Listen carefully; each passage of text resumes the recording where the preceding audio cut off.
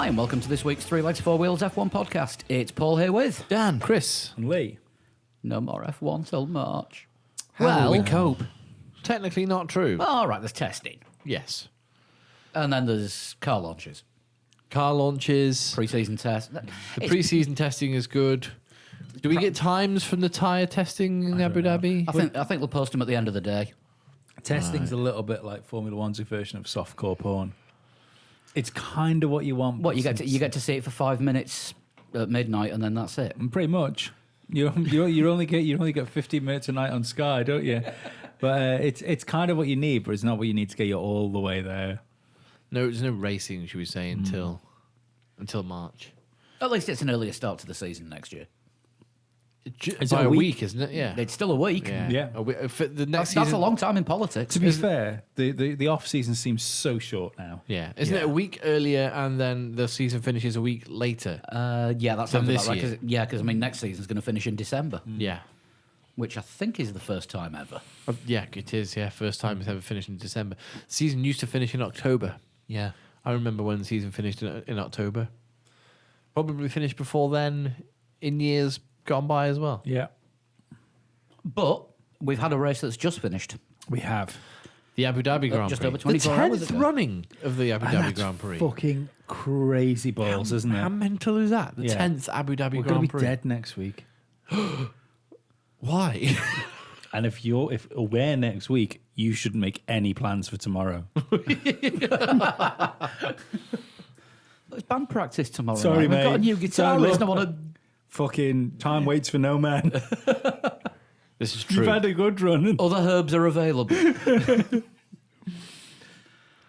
Yeah, that tumbleweed's going in round about there then. Isn't this what we're spending our extra money on for 2019? What, tumbleweed? Yes. Yes. And cricket. Don't forget the crickets.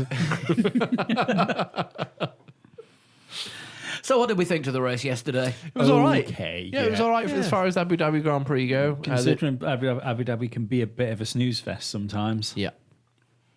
Yeah. There was plenty of overtaking going on. There was upside down cars with fire. Upside Yeah. down, that was very early on. Oh, it doesn't count then. Yeah, there were safety cars. There were, Virtual safety cars. different strategies as well, which played out late on into the race, which was it was interesting to watch unfold, even though you kind of had a good idea how it was going to unfold. Yeah. And cars blowing up because last race of the season, obviously everybody's given it a bit extra. Yeah, they And can rain. Well, yeah, a little bit of rain. It rained. You could see the rain on the camera. It's just that it was evaporating as soon as it hit the track. I think would be, while we're at this point of the conversation, I think would be amiss not to talk about the upside down incident. Halo, you mean? Yeah, with the flames, because I spoke to someone on Twitter about it, and I took my usual pro Halo stance. Yeah. And then afterwards, I kind of thought about it for a little bit longer, and I thought, well, they did take a while to get that car sorted out, to get him out of the car. No, they were there in. There was one of the marshals on Twitter. They Yeah. were there in 25 seconds. Yep. It took a while to turn the car the right way up. That's because they do the medical checks and Yeah, see yeah. if turning the car over will cause more damage. The only thing I worried about there, and this is again, I'm not saying we should all of a sudden rip the halo off, but what I did think was it was fine because there was a small fire that was easily extinguished. I don't know how they deal with this if there was a freak situation and the fuel cell had actually cracked. Do you know what I mean? If you had like a proper fire situation with the car, Yeah. all of a sudden you've got you've got marshals which don't seem to have a lot of fire protection on themselves, trying to turn over an on-fire Formula One car with a driver in it that can't get out. They said they did have a plan for a much quicker extraction if it was needed. Mm-hmm. Obviously, more risky for Hulkenberg, but Yeah, risky, but that's fine in theory. But then you part of that would be marshals turning over a car that might have been ablaze. Yeah, but don't forget the fire extinguisher on board system. Yeah. is set up so that it's actually capable of handling That's great. a cracked fuel cell. That's that, great. That but would have we can't kicked rely in. on technology all the time to do things like that. That would have kicked in, but more fire extinguishers were available. They put the small fire out on the back of the car. Hulkenberg didn't get out because he was told to stay in. Oh yeah, no. Until the car he had been couldn't righted. get out. He said he couldn't get out. He said, "I'm hanging like a cow. I can't get out." But that wasn't down to the halo. That was down to the angle that he'd come up against the barriers at. No, it was the halo. He couldn't get out underneath the halo. He couldn't. Now Charlie Whiting said something That's bullshit. different because Charlie Yeah. Charlie has said that it didn't impede. No, all you need to it do is didn't look at a impede pic- him. If you look at a picture of that, the halo is basically about 2 inches away from the ground. Like you just couldn't physically fit a human being out of the car because it's not just a case of because think about it, he releases his seatbelts. Even if there's a gap there, he's then all of a sudden a mess that's just going to fucking drop onto the floor. Then he's got to try and wiggle away, to get himself enough purchase to drag himself out of the car. It's definitely something that needs looked at. The more I've thought about Well, it. every accident they should be looking at, and Yeah. I'm sure they will be, and saying, right, what extra could have gone wrong here that would have turned this into a tragedy? And like you say, if the fuel cell had cracked, Yeah.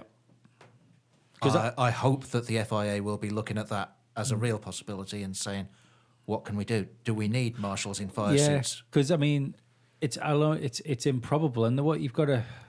I know there's on board like fire systems and stuff like that, but in the same way as, remember how long it took them to get the tethers in order? Remember when they first started Yeah. putting tire tethers on? No, it And took about 3 years before wheels stopped fucking falling off. flying off. Yeah. So even the fire systems that are in there have never really been tested. Do you know what I mean? We haven't had like a cracked fuel cell in a car ablaze for a.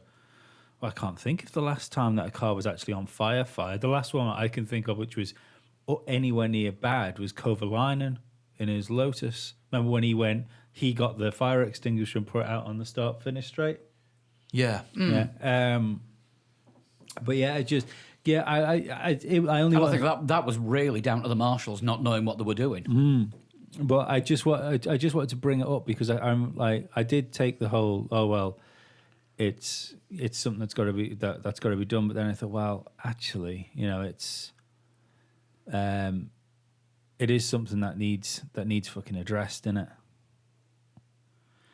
Yeah, I mean the problem is that they've got to have the high sides around the cockpit Yeah, for head protection. The Halo adds to that. this would be worse with a canopy as well. Yeah. The problem is, it was one of those freak accidents that I don't know if it's possible to replicate or model. It might be that not kind of possible to replicate it, but it's foreseeable now. Yeah. It's Yeah, happened, yeah. so it can happen Well, of again. course, the thing to remember is the accident wasn't bad. It wasn't a bad accident. It was right. It was pretty low speed. We've seen sort of similar accidents there before. Maybe not like cars going over, but it's obviously very possible for it to happen. I think you're going to see more cars going upside down if they go with the like car designs that they're looking at. If they're looking at making cars sleeker and with lower front ends and stuff like that. Yeah. I think the obvious, really simple answer is a higher roll hoop. Yeah. If you've got a higher roll hoop, then there's going to be more gap between the halo and the ground. I wonder how feasible it would be for every. I mean, this would fuck. In fact, it'd probably be good for racing because it would mean the floors couldn't be fucked with as much as they are. If there was a way of having a like emergency hatch in the bottom of a car as well for extracting, like you'd extract the whole seat out of the car, from the underneath. Do you remember when Anthony Davidson had his really bad accident? Was that Le Mans? Or was it? It was an endurance. race, wasn't it? 24 hours. Yeah, was it Le Mans where he flipped Yeah. upside down? And he was upside down basically again in a gravel trap, wasn't he? Pretty much. No, he was the right way up. It took them ages to get him out of the car. No, he got himself out. He got himself out of the car and lay on the side of it. The only reason I know that is because it was a big barrel roll. It was a big crash. yeah. And the only reason I know that was that his doctors told him, and he said it was a really weird thing because you're constantly instructed, like, if you're in a crash, you wait for the medical people. He said, but I just knew I needed to get out of the car. And his doctor said that if he'd stayed in the seated position in the car, he wouldn't have walked again. And he said he just knew he needed to get out and lie down. And that's Yeah. why he dragged himself out of the car and And lay lie flat on the side of the car. Yeah, I knew there was something with it. Yeah. I thought it was that it took him ages to get him away from the car. But I think they took a while to get to him. I think that was it. That he was on his own for a bit. In a dangerous situation as well, you don't want to be lying down on or near a racetrack. you No, know, I tell you what, I do think that it seems there's the obvious circuits like Monaco and Silverstone spring to mind where marshals really know what they're doing, but you see a lot of these circuits nowadays where marshals seem to be really fucking useless. There's a lot of running around like headless chicken, and a lot of people just stood looking at something. Well, most of the senior sector marshals this weekend they brought in from Silverstone. yeah. Well, And Brands Hatch. yeah, Yeah. the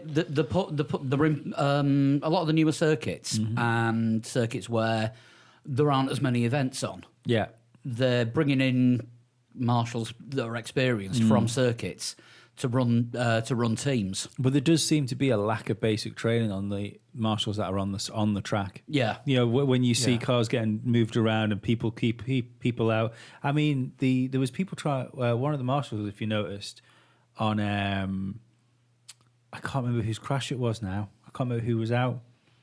It might have been a Toro Rosso. It was Gasly. I know the one you mean. He couldn't actually get it through the gap because there was a marshal stood in the way. No, there was another one where the car went out. The driver was out of the thing, and the marshal was trying to put his steering wheel on upside down. And he ended up going like grabbing the steering wheel off. The guy's like, "What are you doing?" Because it's the driver's responsibility to put the steering wheel back on. It's just stupid. I know it's not an important thing, but it seems like a stupid thing for somebody to do. I mean, even I would fucking know if lo and behold somebody gave me the fucking responsibility of looking after anything that isn't a child. I didn't, you know. There we are. But like, Where is he at the moment? Wherever you left him? he's in Abu Dhabi. But He was on turn 5 yesterday. yeah. But like I would know that. Yeah, I think this just seems to be something really, really weird with some of the marshalling that goes on around tracks. I think it could be one of those things where it's really easy to know it while you're sat at home watching on telly. Yeah, absolutely. It might be different when a Absolutely. car Yeah. parks next to you. Yeah, but that goes back to my thing where it seems like there's a lack of basic training Yeah. given to these people. Because I, in the same way, I always wondered to myself, you know, when you get your safety announcements on planes, Yeah. and everyone's all very serious, all the staff's very serious. I'd love to know what would happen in the event of an actual emergency, because I've always thought, looking at some flight attendants, they're going to be the first one crying in the ball on the floor. Oh, I've seen cell phone footage from plane crashes. They are pretty much on it. I've only ever been on one flight where the flight attendant looked panicked. And that was a really bumpy entrance into Belfast. Ooh. And there was, I think it was 60 mile an hour winds. It was just on the, it was a really small plane as well. And we shouldn't have been flying. And the captain came over the speaker and apologised. This is going to be a bumpy final approach. Please make sure you're well fastened in. Yeah. This wasn't the one that bankrupted a local air company, was it? No, it wasn't. And the plane was going all over the place that much. Pilot was trying to hold it in a straight line. It was up, down, left, right, you name it. Everything bar upside A and down. start. I was just going to say, Yeah. it was a Sonic the Hedgehog cheat. Yeah. BA start. The pilot was flying it by the Konami code. And I looked at the back where the flight attendant was sat. It was only like a 27-seat plane. And she was white as a sheet, gripping both arms. You could see what proper white knuckles. That's when I started to get worried. Yeah, I don't know. I mean, it's all about keeping cool heads, isn't it? I don't think anybody really panicked as such. It was just that the car was upside down. Yeah. And you have to make a quick assessment, don't you? The car's upside down. We need to right it. Oh, no, wait, it's on fire. We need to put out the fire, right? Put out the fire. Is the driver okay? Can we turn the car over? They have to go through all those procedures. Yeah. It looks like to us when we're watching it, what are you doing? Why are you taking so long? But they have to follow a certain procedure, obviously, to make sure. Well, we can't touch the car. We can't touch the driver until the medic man gets here Yeah. because the car's upside down. But I'm sure they will be doing an incident review. Of course, yeah. Yeah. There was also a problem that Hulkenberg actually said he couldn't neutralise the battery because he was upside down. So he'd got disorientated, so he couldn't find the right button on the steering wheel. So it wasn't safe to touch the car until he'd hit the Because neutraliser. of course you get the green KERS button, don't Yeah. you? The Ooh, old. so that'd be an interesting thing if he'd been knocked out. Yeah. If he was unconscious or messed up a bit, And they like, can't touch yeah. the car because it's not safe. yeah. I mean, there is. They do have their gloves, don't they? Yeah, there is a neutralise button on the outside of the car because you see the It's the E in the red circle. yeah, isn't it? the E Yeah. or the N, and I thought the N was the gears. oh, it I might be. always thought E was electrics and Oh, it N might- was it might be, neutral gear. actually. Would make sense. Yeah, well, so they can do it from the outside, but they were waiting for him to do it, and it took him a few extra seconds Kill longer switch, to, isn't it? to actually find the button to disengage the ERS system. Yeah. I mean, this was one of the worries of the drivers as well, wasn't it? That's something that should be pointed out. When the Halos first came in, that like the drivers that were against the Halo were against the Halo because they were like, well, what happens if we need to get out in a hurry? That Yeah.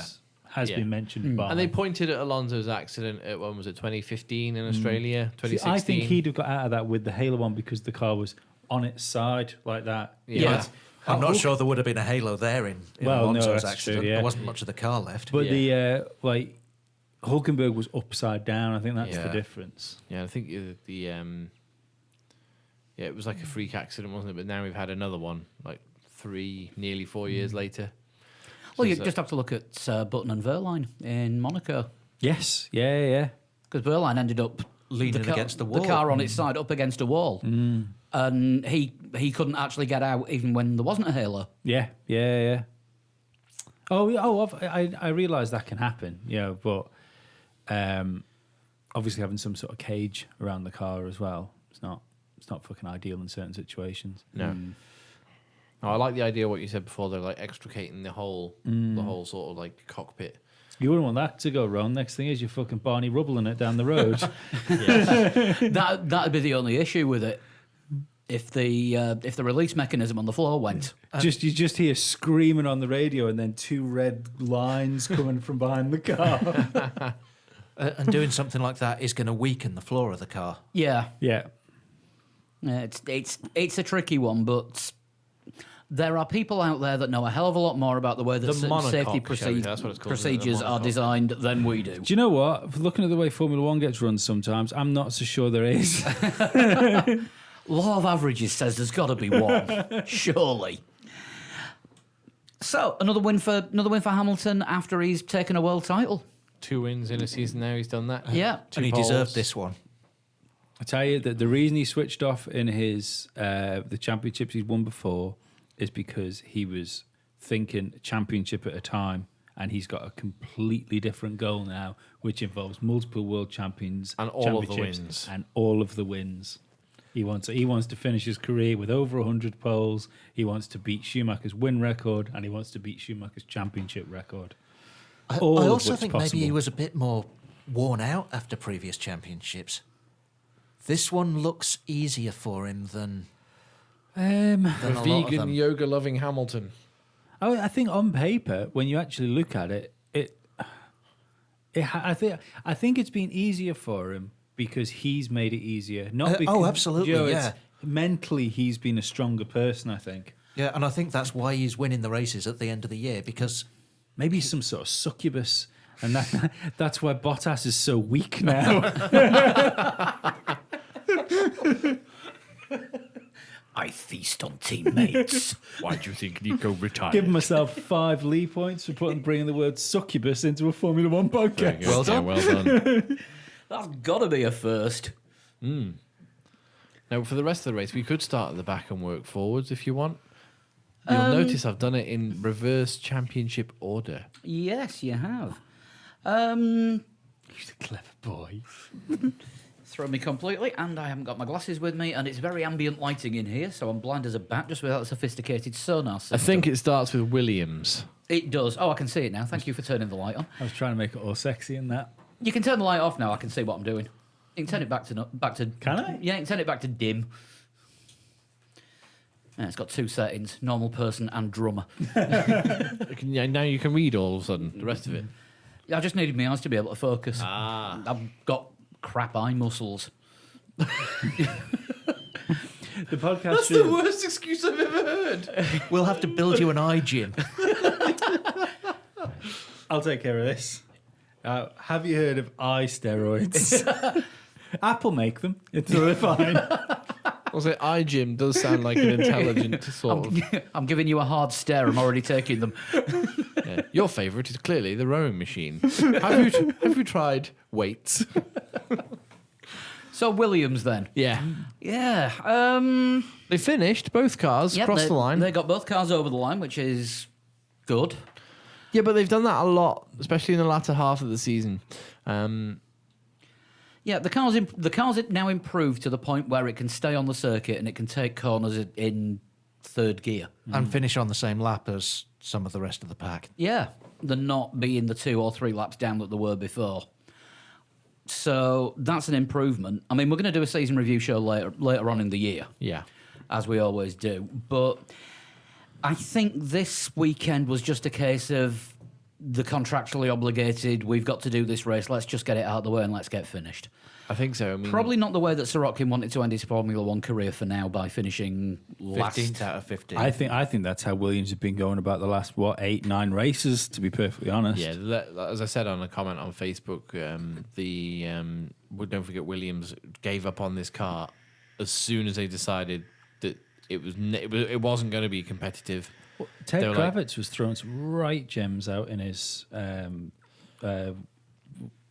notebook thing, and he was saying that Williams still don't know what the aero stall was about. They don't know what the problem was on their aero. They stabilised it though, didn't they? Because we had Scarbs actually on this show saying that they managed to stabilise it a little.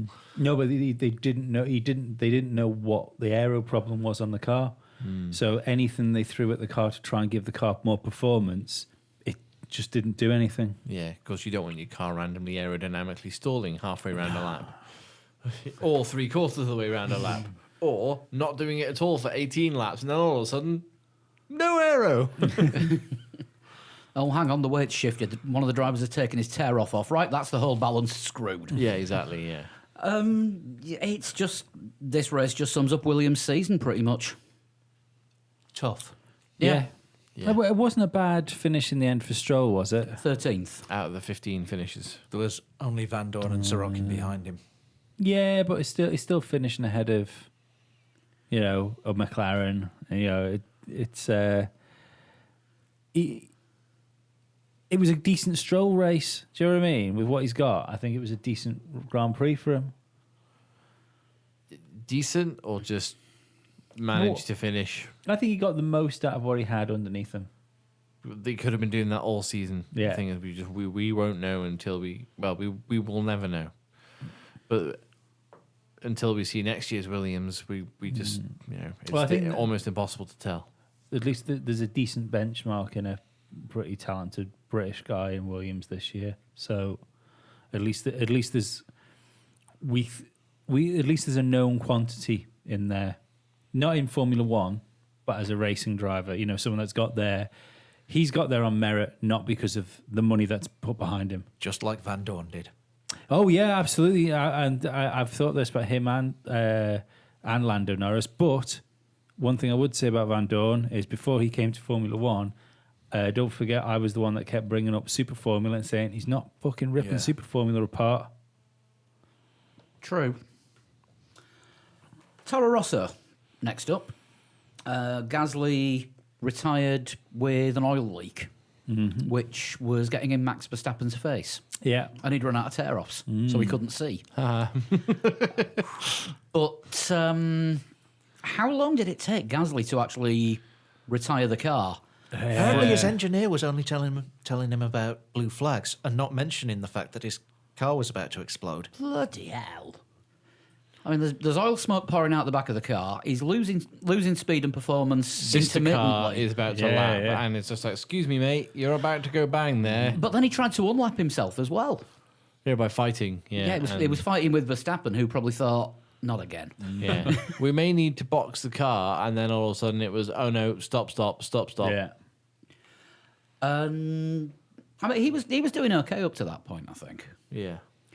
Um, Let's be honest. The only time you're going to do stop in a final race of the year situation is on safety grounds, Yeah. isn't it? Engine's actually about to explode. Something's yeah. about to explode or fall off. Yeah. But I think up to that point, he was doing all right. I can't remember what position he was in when he retired. I think he was just outside the I point. think he was. I think he was fighting in the Ericsson, Alonso. I mean, Everybody else We train. did say there was only 15 finishes. So Yeah, quite a lot of cars did retire. he can only have been 15th. You know, between Well, 15th it'd have and been well, no, 11th. it'd have been 16th, up down to 16th at the time. Yeah. Because when he retired, he made it 15. Yeah. So Maths. he. That catchphrase really isn't ever going to take off, is it? No. I'd still be fucking worried if I was Red Bull. About Honda. Yeah, I think so. Because it's obviously better than it was in McLaren. We can see it's Yep. better. But when it was this better at the beginning of the year, I don't think there's been any progression from Toro Rosso. They've had a couple of good races where power hasn't been an issue, and maybe they've looked into their chassis suiting that circuit as well. Yeah. But I don't see any development. Considering they went into this year to develop the engine for next year for Red Bull, you'd think you'd have expected to see gains through the year. I think we have seen gains, but the problem is they put that many different parts in Gasly's and Hartley's engines that they've been starting lower down because they've been getting hit with penalties. Yeah. Because how many races has there been a Toro Rosso but at I the back think of the grid? but if there was But gains, but they've made up places during the race they too. haven't made that many places up. Do you know what I mean? It's not like we can't remember that really good drive from the Toro Rosso driver. But they've ended up putting themselves roughly where you'd think the car should be if it didn't have penalties. Gasly in Bahrain.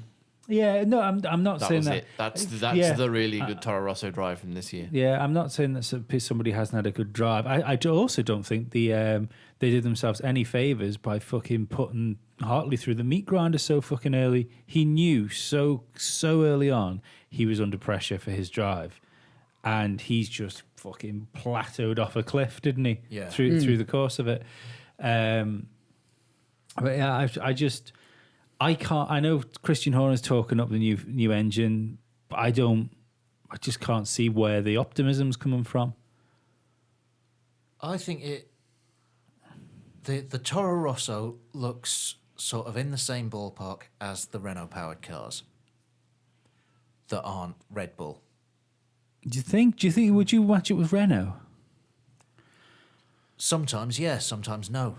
The midfield has been crazy, but the Toro Rosso has been I think more in with the midfield than I it think has the with Toro Williams. Rosso. I think the Toro Rosso might be making the difference there. I don't think there's any signs to show that Honda have caught up with Renault as a power unit. I would say that this year's Toro Rosso is, roughly, give or take, bearing in mind everyone's been moving around, Yeah, roughly the same place as last year's Toro Rosso. probably. Yeah, Which means that this year's Honda engine is sort of roughly on a par with the Renault. maybe. I mean, I don't think Renault.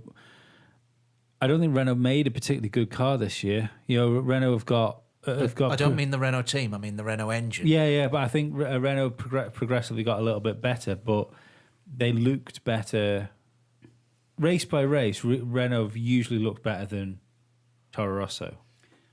Well, it's very hard to get a full read on the Renault engine because you've got two extremes. You've got a team that's challenging for best of the rest, and you've got the other Renault-powered team that is trying to stay out of the relegation zone. Yeah. So if the Toro Rosso's fitting in between the two, that kind of does say that it's an average performance between the two extremes of the Renault-powered cars. Yeah. So yeah, I can see where you're coming from on that. And sometimes fighting with the Mercedes-powered Force Indias. Oh yeah, no, I'm not saying that it's that they've had another McLaren year, But I just think when you consider that engine is going into a Red Bull next year, I'd have expected to see bigger gains from Red Bull for going into next year. I don't expect to see the Red Bulls going backwards because they've put the Honda engine in. I think they will. I think they are going to go backwards. I think they're going to drop behind Renault. I don't think they will from putting the Honda engine in.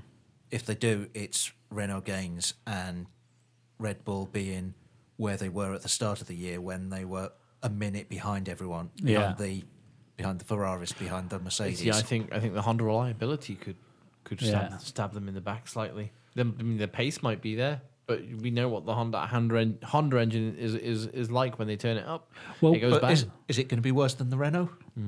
We Ask don't know. Danny Rigg. Yeah. Exactly. Well, Who's gone to I Renault? think we'll actually. Well, see if that. Who have a new power unit coming in next year? They're not like being big and bullish about it, but anytime anyone from Renault is asked about next year's power unit, they're like, Yeah. "We're really confident we've made some massive gains for Yeah. next year." Yeah. So, And then- if anyone's made massive gains It's on Renault. the quiet, it seems to be Renault. I mean, the only way that we'll be able to tell if what the gap is look at the gaps compared to this year between Red Bull and Mercedes and Ferrari, and Renault and Mercedes and Ferrari, and see who is the closer, and are they closer in 2019 than either of them were in 2018? Well, I think we're going to have a really good yardstick for Honda next year because it turns out McLaren weren't building particularly good cars when during the Honda time as well. Yeah. And to be perfectly honest, actually, I think the really bad McLaren years with the Honda blowing up all the time, the chassis was probably better then because now and again they'd have a good race around Hungary or Monaco. You know, but I think that Or Austin. Yeah. But next year, without sort of like, oh, how good's that chassis? We can pretty much say it's going to be in the best, second best, at very worst, third best chassis on the grid next year, regardless of what Honda has to say about it. Red Bull will build a fucking good Oh yeah, car. and they always do. Oh, yeah. So if Red Bull aren't the third best team on the grid next year, it's down to Honda, not Red Bull. I don't know, because if Red Bull aren't the third best team but are still closer to the top two teams and Renault are ahead of them, then we can say that, yeah, Red Bull have improved, but Renault have improved more. Red Bull, Renault might improve the engine, but I still don't believe that Renault have the personnel capable of building a car better than Red Bull. Yet. Even though Yes. they're hiring massively. Oh, yeah, aren't they, no, at the but moment, for so- next Oh, year, they're hiring at Sauber levels. yeah, next year I don't think they're not going to build a car that's chassis-wise as good as a Red Bull. Probably not. Probably won't do. So if they fall behind, even if people are closer, I still say they would be behind Renault because of the Honda engine. I mean, let's face it. Put it this way. Look at that Honda this year. Renault won. Red Bull. What did they win? 3 races. Did Ricciardo won 2, and Verstappen did he win 1? Think so. Yeah. Or did yeah, I think And so. should have won a second. Should have won a second. Should have won two. Should have Yeah. won last week. Yeah, not last week. The week before. So, for the sake of Ocons, we'll say 4 races that Renault engine should have won on pace. Yeah? Yeah. Yeah. Would they have done that with a Honda in the back of it? I don't think so.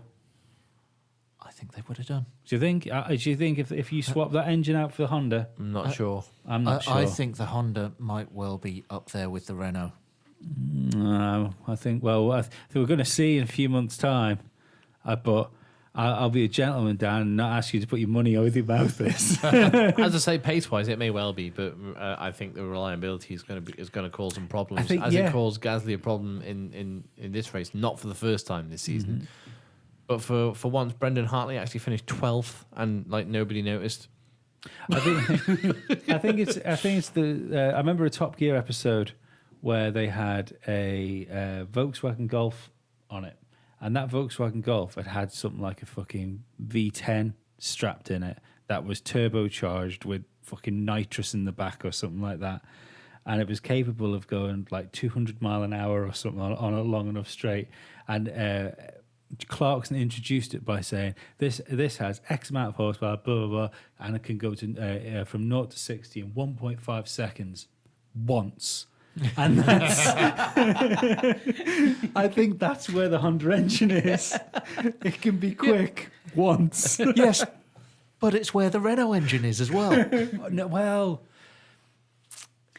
no, because if you've got Renault, McLaren, Red Bull on the grid, yeah?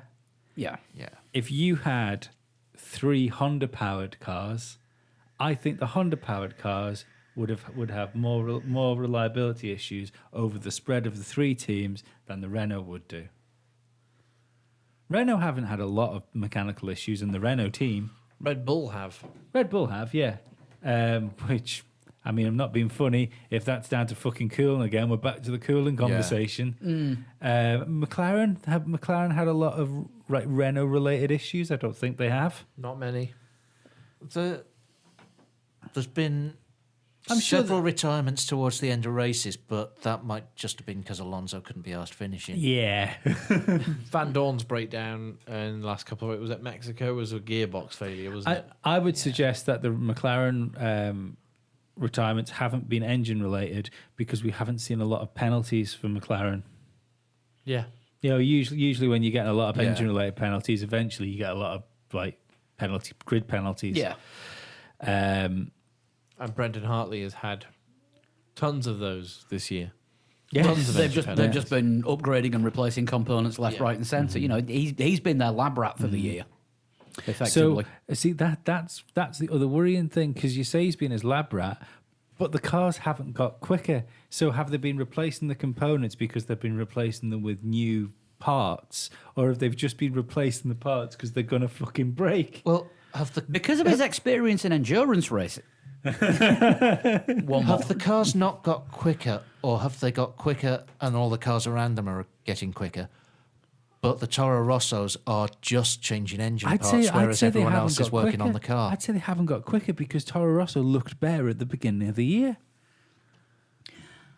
I don't think the chassis, has been developed as much as it could be. And I think they have been concentrating this year on engine developments. And that's why they're quicker than they were at the start of the year. Why wouldn't they but they're not, develop the they're not chassis, keeping though? up with everybody else. But why would they not develop the chassis? It's not down to the team to develop the engine. That's down to Honda. So that would suggest that the aero team are just sat around playing hangman. Because probably they're under instructions from Dietrich Mateschitz and Helmut Marko going. They'd have still been developing that car as much as a normal Toro Rosso would be developed, because that's what they're there for. That's their job. It's Honda's job to sort the engine out. No, I think the whole of this Toro Rosso season has just been one massive experiment for, I know. for Honda. I think you're and totally right. Yeah, definitely the engine that's gone in the back of it has all been with a fucking eye towards Red Bull. But I don't believe that there's been any signs from Toro Rosso that show that eye is a good eye, might be a brown eye. We'll just have to wait and see, won't we? See if your brown eye is correct. Looking forward to the season preview already. Sauber, I've got on here next. DNF for Ericsson. What was the problem with him? Because I just saw him retire and I didn't actually notice what had gone wrong. Was he another engine thing, or was he just? Was it Ericsson who stopped in the pit lane? No, that was Ocon. Ocon blocked the pit lane for a while. Yeah. Yeah, can't remember Ericsson. No, sorry, Marcus Ericsson. Can't remember you retiring, mate. No, he just retired. But Thanks for the last however many years you made it in Formula One. You go on from being a really, really poor driver to being a really average driver. and that is one hell of a step up. Yeah. It's high praise in 3 legs, 4 wheels world. Props to Charles Leclerc, though. I mean, what was he doing on Saturday qualifying, setting purple sectors after Lewis Hamilton had already got pole? Yeah. At one point, I thought we were going to see Charles Leclerc Was that on Q2? pole. Well, it might have been Q2. I think yeah. it was Q2. It was Q2. I think he did it once in Q3. But was he on the ultras in Q2? Hypers. Hypers, sorry. Yeah. Yeah, he started on hypers, yeah. But seventh place finish, driven the back end off that car all season. Yeah, he has. And late season, he's really showing why he deserves that Ferrari drive. There were questions, weren't there, when it was announced? He's just like, well, is he ready? You know, we're not sure. But late season, since the announcement, really, he's put in some performances which is just like, all right, yeah, fair enough. Yeah. He's been best of the rest, I think, 3 times in the last 4 I- or 5 races. I He think was he's got just better. behind Carlos Sainz in this race. I think he's got better since Ferrari. So Yeah, I think so getting too. the deal. Yeah. It's I think he's been anti-Perez. learning like a sponge all year. Yeah, but it's like remember Perez when he got the McLaren drive, and he went from Went to being shit. that guy that looked pretty impressive as Sauber to go, oh my god, he's crashed again. Yeah. Yeah. Yeah, how did he go off there? Yeah, that's where Ericsson should crash. Exactly, yeah. Polar It's opposite. Grosjean. It's a straight, and there's no reason to collide with the wall. That's Ericsson's Parc fault. Ferme. Yeah. How did you crash in Parc Ferme? The car wasn't moving. Max Verstappen managed it when he was pissed off the other week. Yeah. But no, great race for Sauber and Leclerc. I'm massively looking forward to next season. Yeah, I think Leclerc's going to be a proper firecracker. I don't think he's going to... I think Vettel's got his hands full. Yeah, I think Vettel will have his hands full as well with a teammate who's not necessarily going to be subservient to start with, should we say? I don't think he'd be expected to be because he's Ferrari's boy. Yeah. I do agree, but if this time last year I told you, right, there's this guy who's normally able to beat Ericsson by a few places. Yeah, no, you're you right. wouldn't think this is the Yeah. future of F1. No. You'd think, well, so could a rubber ball. I do think that there's the difference is he's shown flashes of brilliance. Yeah. And I think that's the difference. You can see that nucleus of, because there's been a couple of times where he has just been a bit above Ericsson, but when that car's fitted the track and it's gone, he's been in fucking Q3 and Ericsson's been out in Q1. Joe. Yeah, if you'd have said this time last year, watch out for him, he's going to get a Sauber into Q3 Yeah, well, I think in the dry. yeah. The Sauber is a shit ton better than it was last Absolutely. year. Oh, God, the, yes. the car has improved so much. Yeah. That It'd be interesting to see how It deserves to be on the grid. It'd be interesting to see how Kimi does. Kimi and Giovinazzi, Giovinazzi. yeah, as it's been pronounced now. I think Kimi will be the surprise of the year next year, out of Ferrari, without the constant. How are you going to help Vettel this week? Yeah. Can you imagine a surprise from Kimi? Yeah, I wouldn't be betting against Kimi Raikkonen appearing on the podium at some point next year. I'm telling you, Kimi Raikkonen will be back in Ferrari in 2020. We'll see what happens. What's I replaced do Vettel agree when he with Chris. implodes? Yep. Do agree with Chris. The way the Sauber's improved this year, the way they're hiring, it might well be on the podium next year. Yeah, I mean, Absolutely. we've seen Giovinazzi in a couple of races, haven't we? In last year, Start of last season, 2017, when he replaced Princess Verline- Pascal, When Yeah. Verline was... who wasn't being a princess. He actually genuinely hurt himself. He'd broken his back. Yeah. Which was why he took a couple of weeks off, lazy Yeah. bastard. Sauber could be the team that benefit from maybe a falling Red Bull. Yeah. Oh, and for the second consecutive season, Verline is missing a season opening race because he's not allowed to do the first Formula E race because he's still under contract to Mercedes until the 31st of December. Haha, got Eid. Haven't they released him? No. I thought they released him. No, they said they were releasing him and they're not letting him drive for his new Formula E team until the start of 2019. Formula E. That's a bit shit, isn't it? Yeah. I want to say Dragon Speed. But, I think the guys who play the guitars really that's quickly. Dragon Force.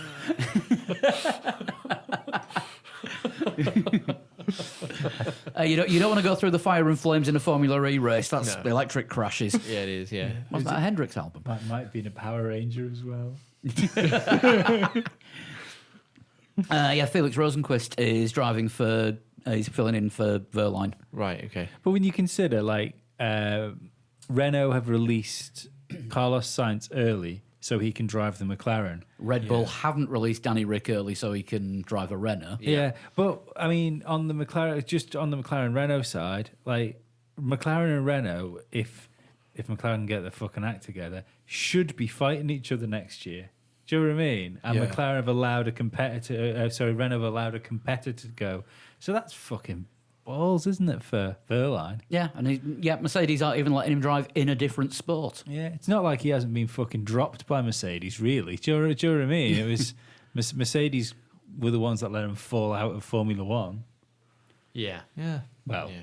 that and talent. Where are we next? Force India. Ocon, that car just died. He was running a fairly decent race, I think. Force India struggled a bit, didn't they? Abu Dhabi, they were just outside the points. Perez manage to score points? Perez finished in 8th. Ocon was kind of in that.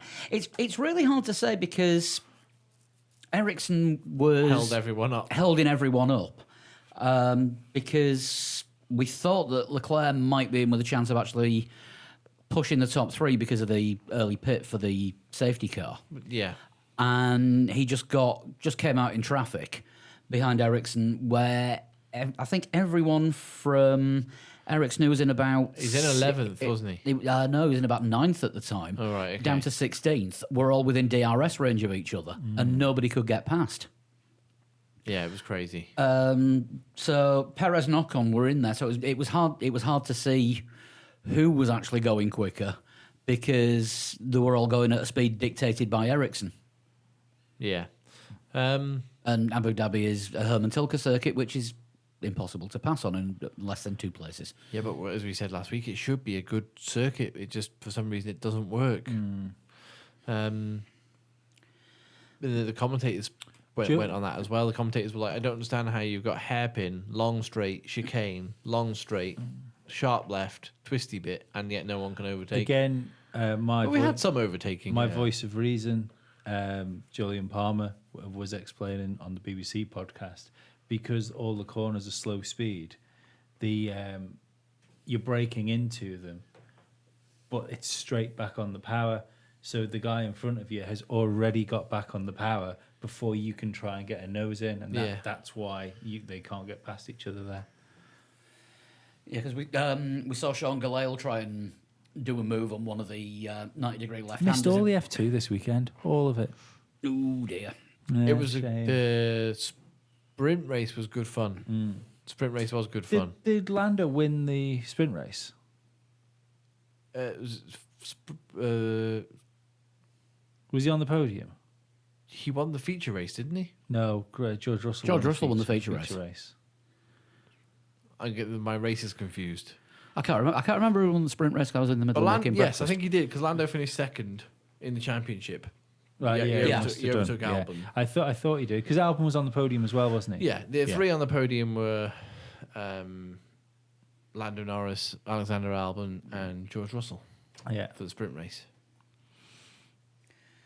But yeah, Sean Gelael in the sprint race tried to make a move on one of the left-hand turns and then managed to take himself and somebody else out, just because he was trying to break KFC. Yeah, just completely fucking chickened it.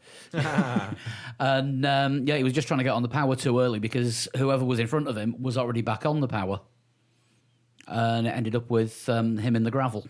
Whoops. And it's Sean Gelael. It's what happens every time. It is, yeah. But yeah, Force India struggled a little bit at this race.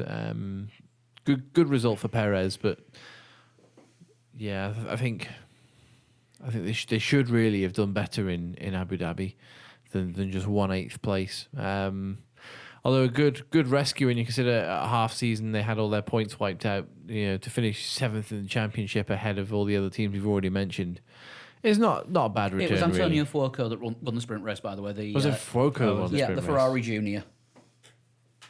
Don't know whether he's a name to watch for the future or not, but with Ferrari's junior team being bigger than Red Bull's. Yeah. Ferrari are odd ones, aren't they? That they've never really been known for bringing people through. Yeah, until recent history. They don't create champions; they buy them. But it does seem to have changed that that mindset. Got to now. Formula One drivers are so young. Yeah. I mean, what? Like, Lewis Hamilton, the third oldest driver. He will be next year, yeah, behind Kimi Raikkonen and Robert Kubica. Kubica is a month older than Hamilton. So Yeah. I mean, they're the fucking same age. So you can say he's like, second to like joint second oldest on the grid. Sorry, they didn't mean to kick you there. I quite like it, mate. Oh, I could But do yeah, it again the then. Force Indias were running okay, just got held up in traffic, and then when Ocon's car let go, it just died and locked the wheels up as well. Yeah, and blocked the pit lane for a Blocked the while. pit lane. Yeah, I think they didn't close it though, did they? 'Cause I think there was still just about room to get past if you needed to. Yeah. But Some great racing between Ocon and Verstappen at the start. early on, early doors, there was some good racing. And I don't know that they actually touched on the hairpin. Like, everybody seemed to think they did. I think Ocon maybe just got out of the way a little bit. I think Verstappen was sliding sideways into him. Yeah.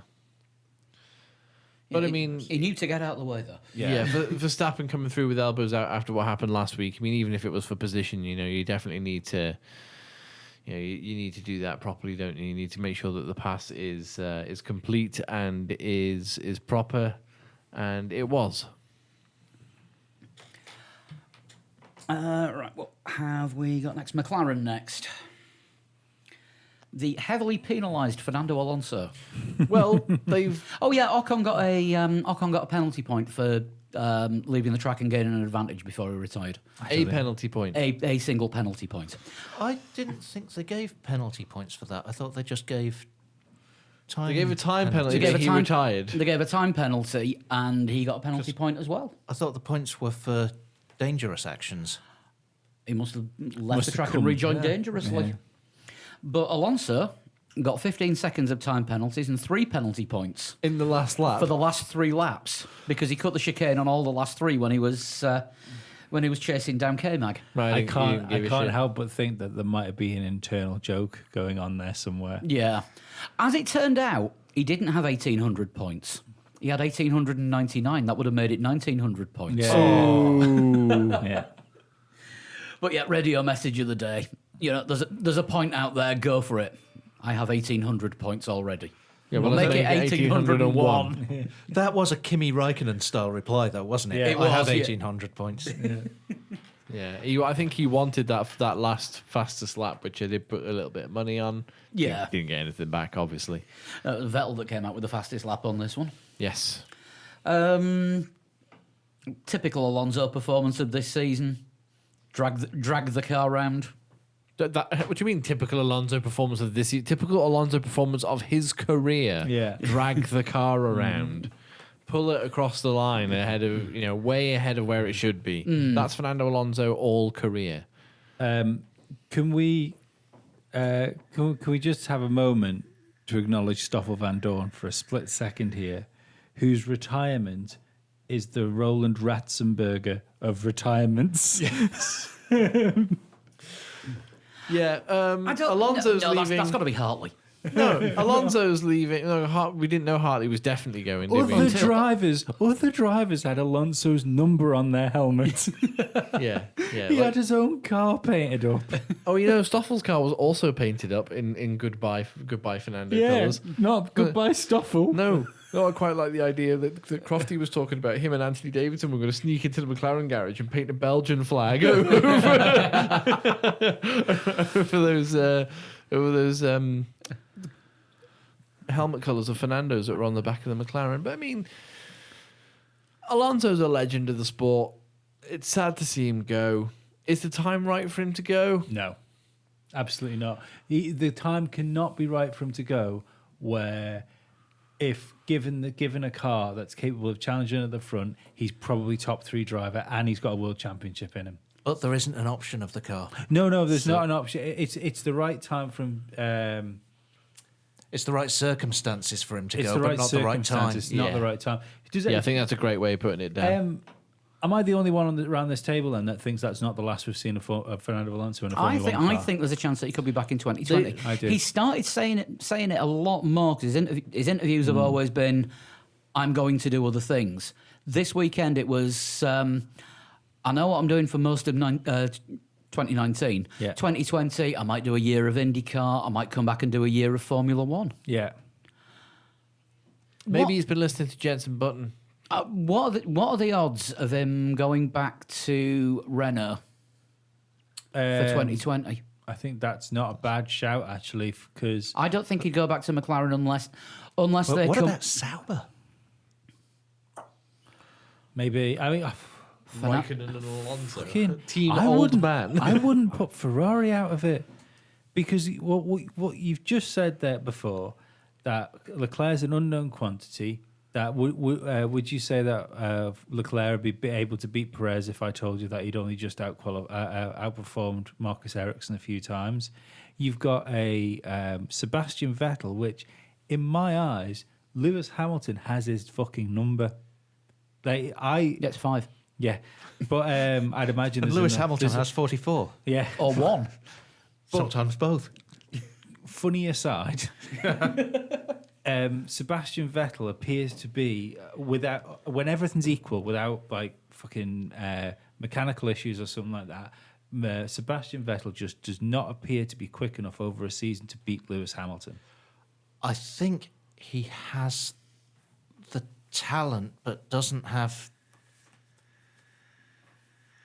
the mental stamina at the moment to do it. Well, I think the thing is, he's used to being like when he was in Red Bull and he was winning races and winning races. He was never challenged by somebody as relentless as Lewis Hamilton. As in, where go into the circuit, he knows that if he's on an off day, Lewis Hamilton's probably going to get pole position and he's probably going to win the race because Kimi wasn't capable week in, week out of challenging. Bottas. So he knew he was the only person that was capable of stopping Lewis Hamilton, which he was. I don't think he's capable of doing it. At the moment. I think I think that was one of his best years, though. I think Vettel was good. But I think with the right sports psychologist,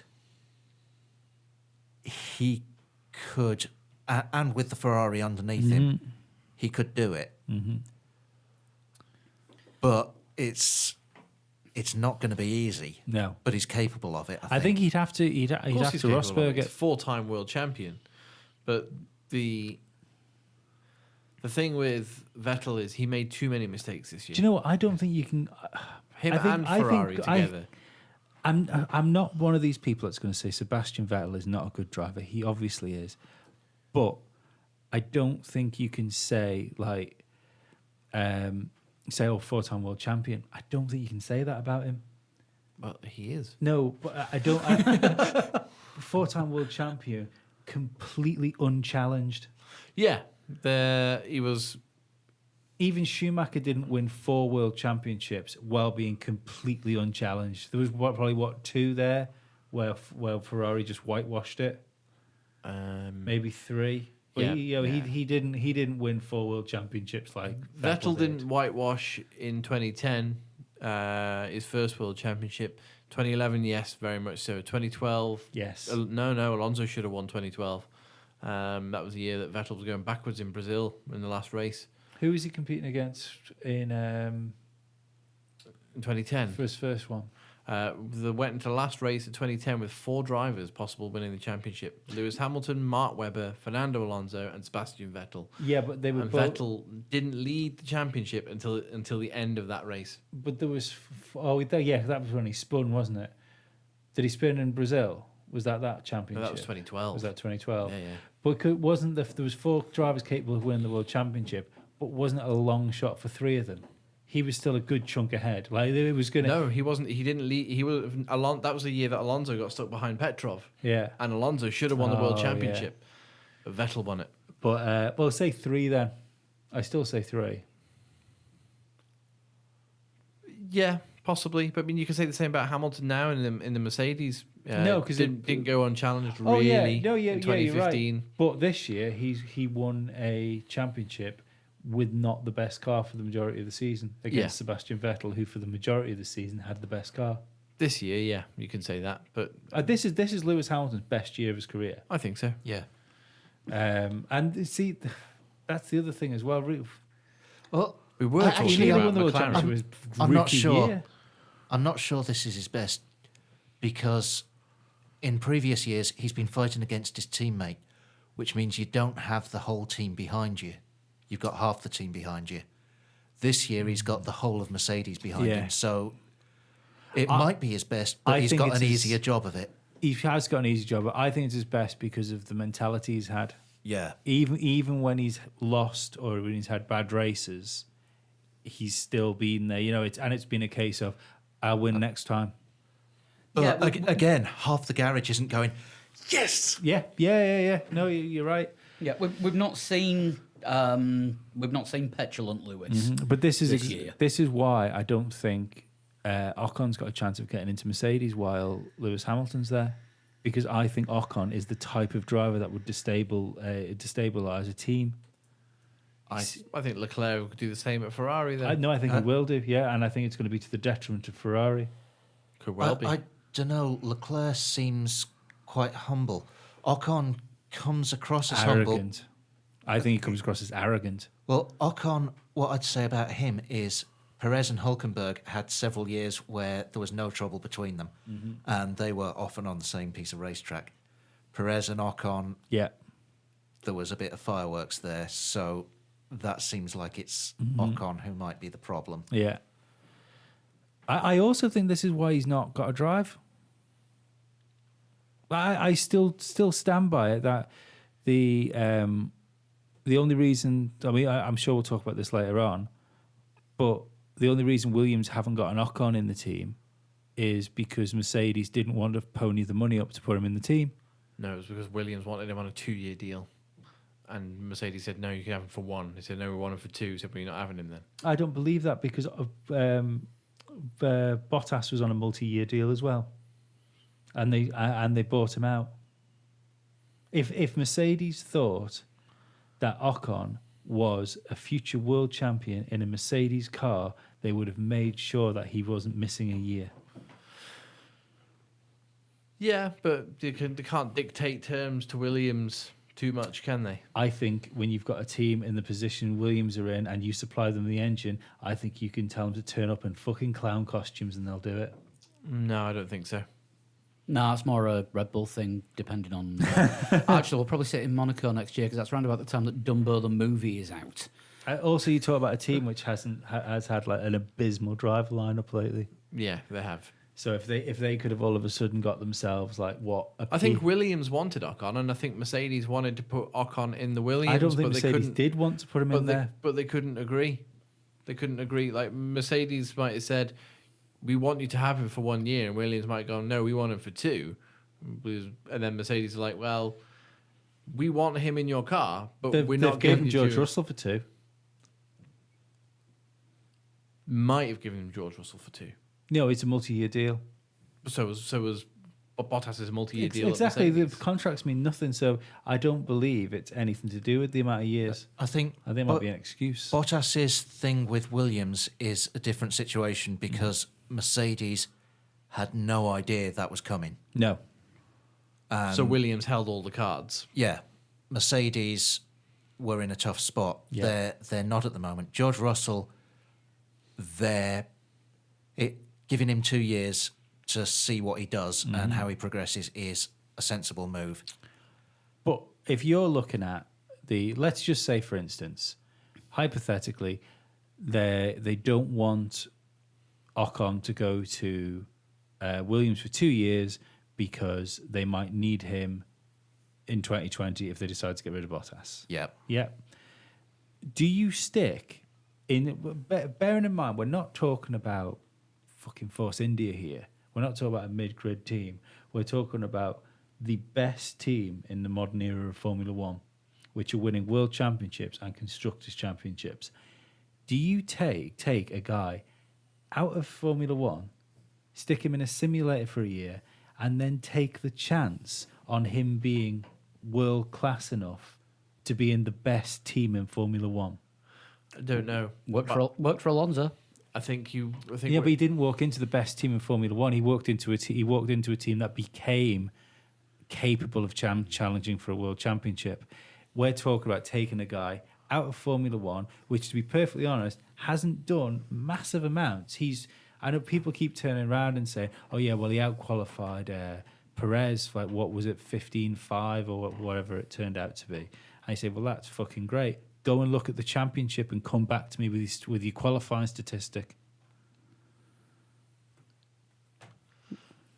But then at the same point, you got Ocon again. His teammate is Perez, Yeah, and then you got Perez, whose former teammate was Hulkenberg, and they were also roughly on the same level playing field. Perez might beaten Hulkenberg a few times. Yep. Hulkenberg might have beaten Perez, yet Hulkenberg's not talked down as much as Ocon is. It's only because Ocon's been involved in a few on-track tangles. That's no, literally I'm it. not. I'm And not talking saying Ocon that down. I'm Mercedes- just saying he's not a future world champion. He might not be, but I don't think that Ocon is necessarily nailed on for a seat if Mercedes are looking at him for 2020. I think they want him as a potential option, Yeah, no, but as that's well what I as mean. as probably George Russell if George looks really really Yes, good in yeah, Williams, and probably if Vettel spits it on me at Ferrari, they might even look at Sebastian Vettel as an option. I don't think if they get anyone in that team, they will want a team player until Hamilton leaves in 2021 I when he think goes to right Ferrari. now they They don't even need a team player. No, they need somebody better than Bottas. I They think do, because if Ferrari had somebody better than, I shouldn't say better than Raikkonen. broken Bottas. Yeah, Yeah. no, but if Ferrari had anybody in that car which performed more consistently than Kimi Raikkonen, Ferrari would have won the Constructors' Championship this year. I would say Raikkonen was the better Ferrari driver at some parts of the season.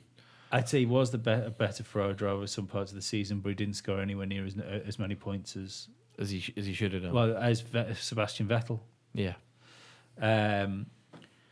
Did Ferrari have a 1-2 this year when they had the best car? Don't think they did.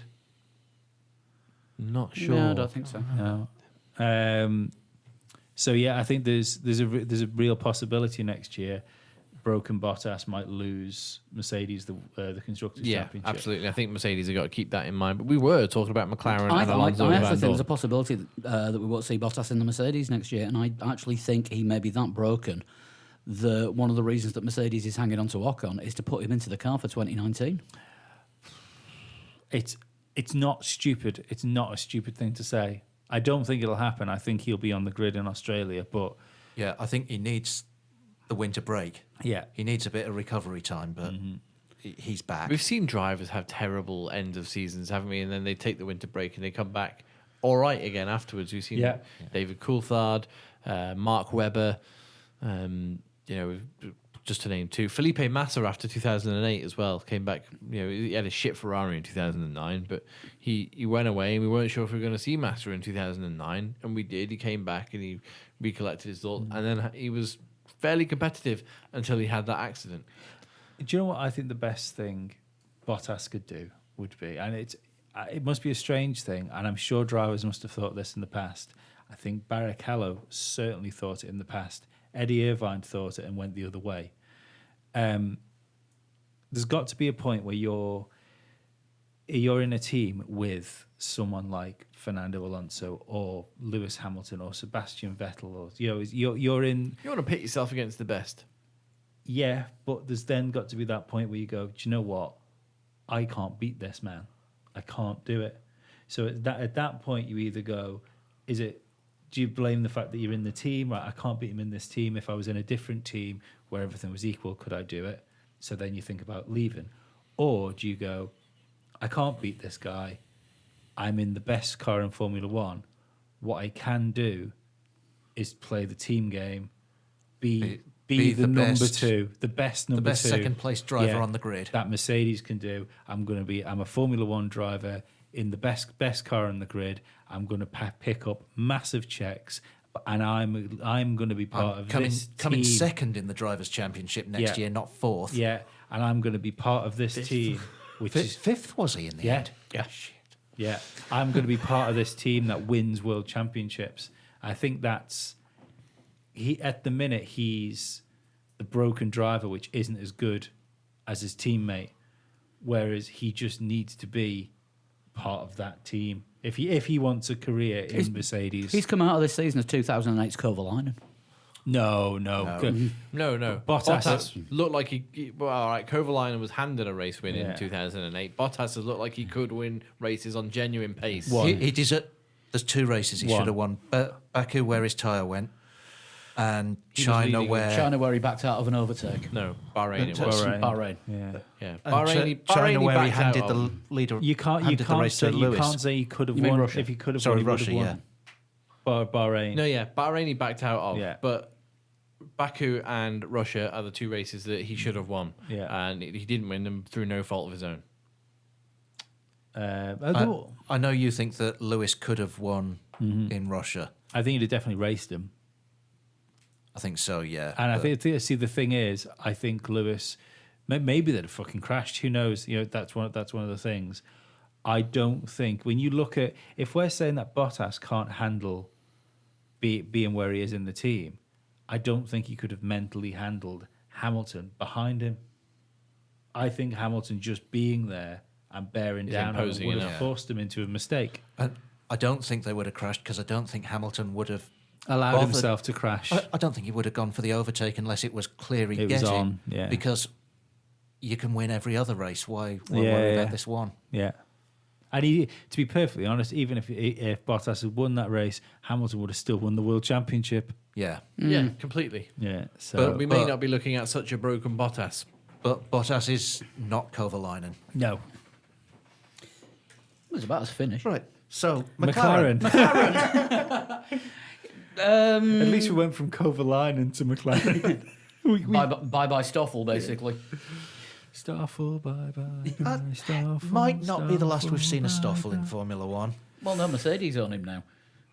Well, I think it's going to be the last we see of Stoffel. Not through his. Well, it is his fault, but it's kind of not as well.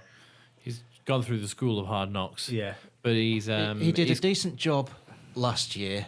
He didn't this year. No, he's come out and said he's unimpressed with the amount of politics that he faced in Formula One, which to me says he thinks he's probably done in Formula One. That suggests to me he's a bit naive. Did he not know there's politics in Formula Oh One? no, but politics that he faced, I Yeah. think obviously I everybody. I think you can sum that up in one word: Alonso. No, I don't think Alonso was necessarily nasty. He's just Alonso, isn't he? You know, he's notoriously difficult as a teammate. Yeah.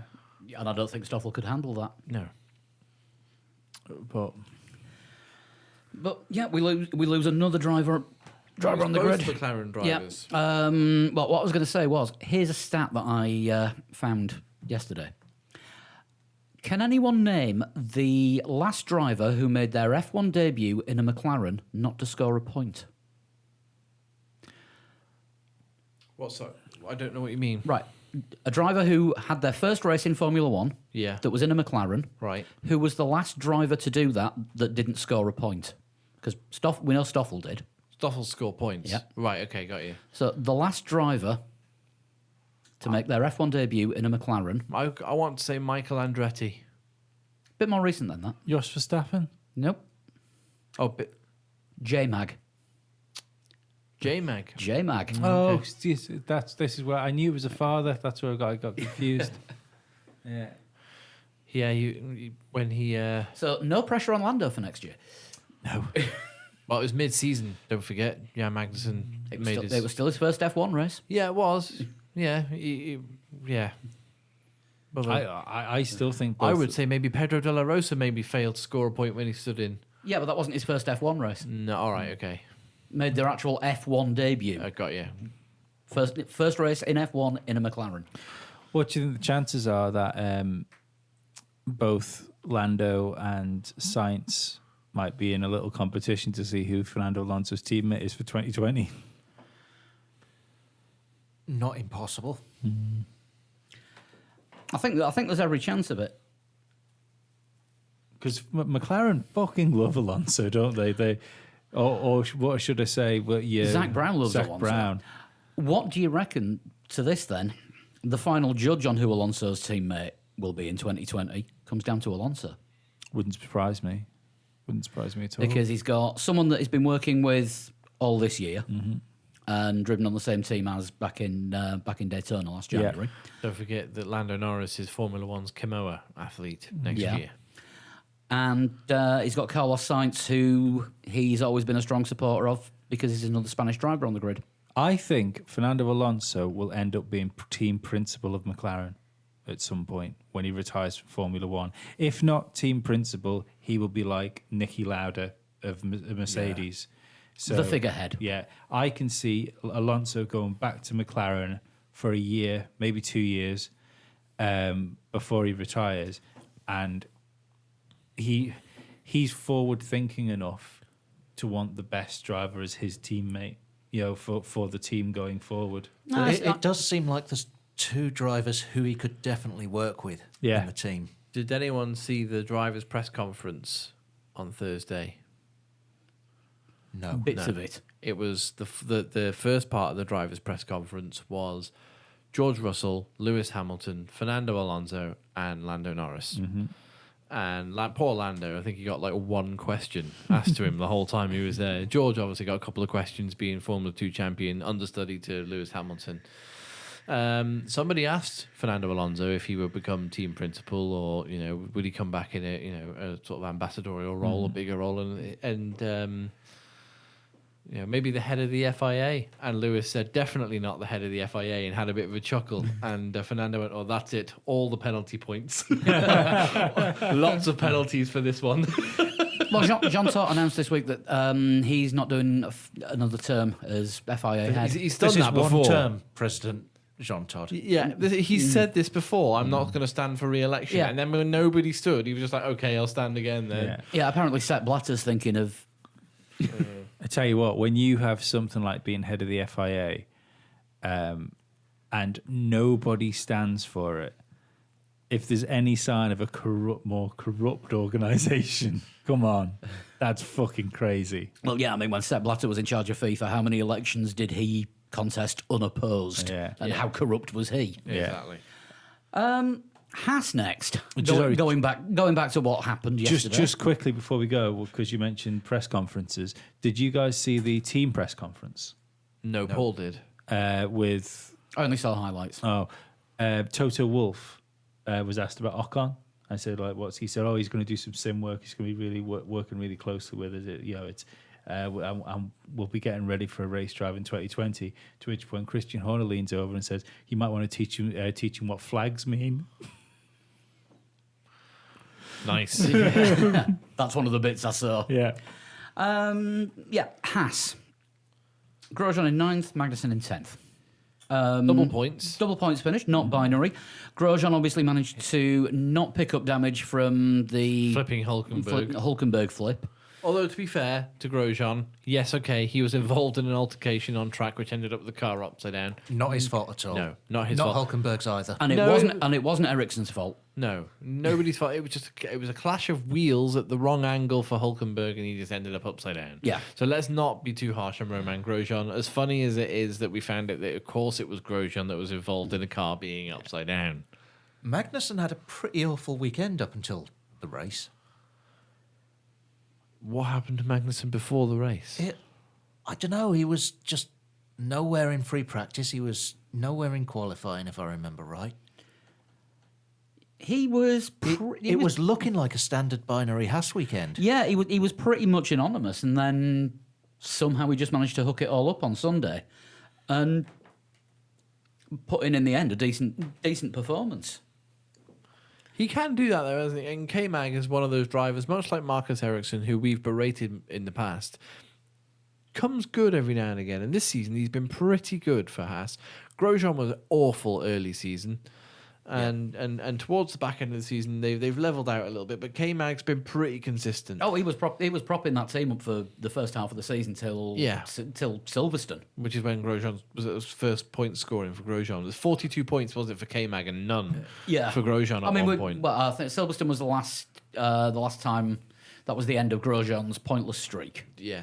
And I was talking to somebody on Twitter about this today or yesterday. And we were saying right up to the British Grand Prix and the week after, he's got to be finished. He's done. I think he was until Sauber announced the signing of Giovinazzi, because it was the day afterwards that Haas announced K-Mag and Grosjean. Now, I think they were waiting to see whether Giovinazzi would become free to sign for Haas, before they decided that to retain their drivers. And I honestly think that's the only thing that saved Grosjean his drive, because I think early season they were like, right, we need to get rid of Roman because he's just hemorrhaging. Do you know what the terrible thing is? I think deep down, when you look at talent for talent, I think Grosjean's a better driver than Magnussen.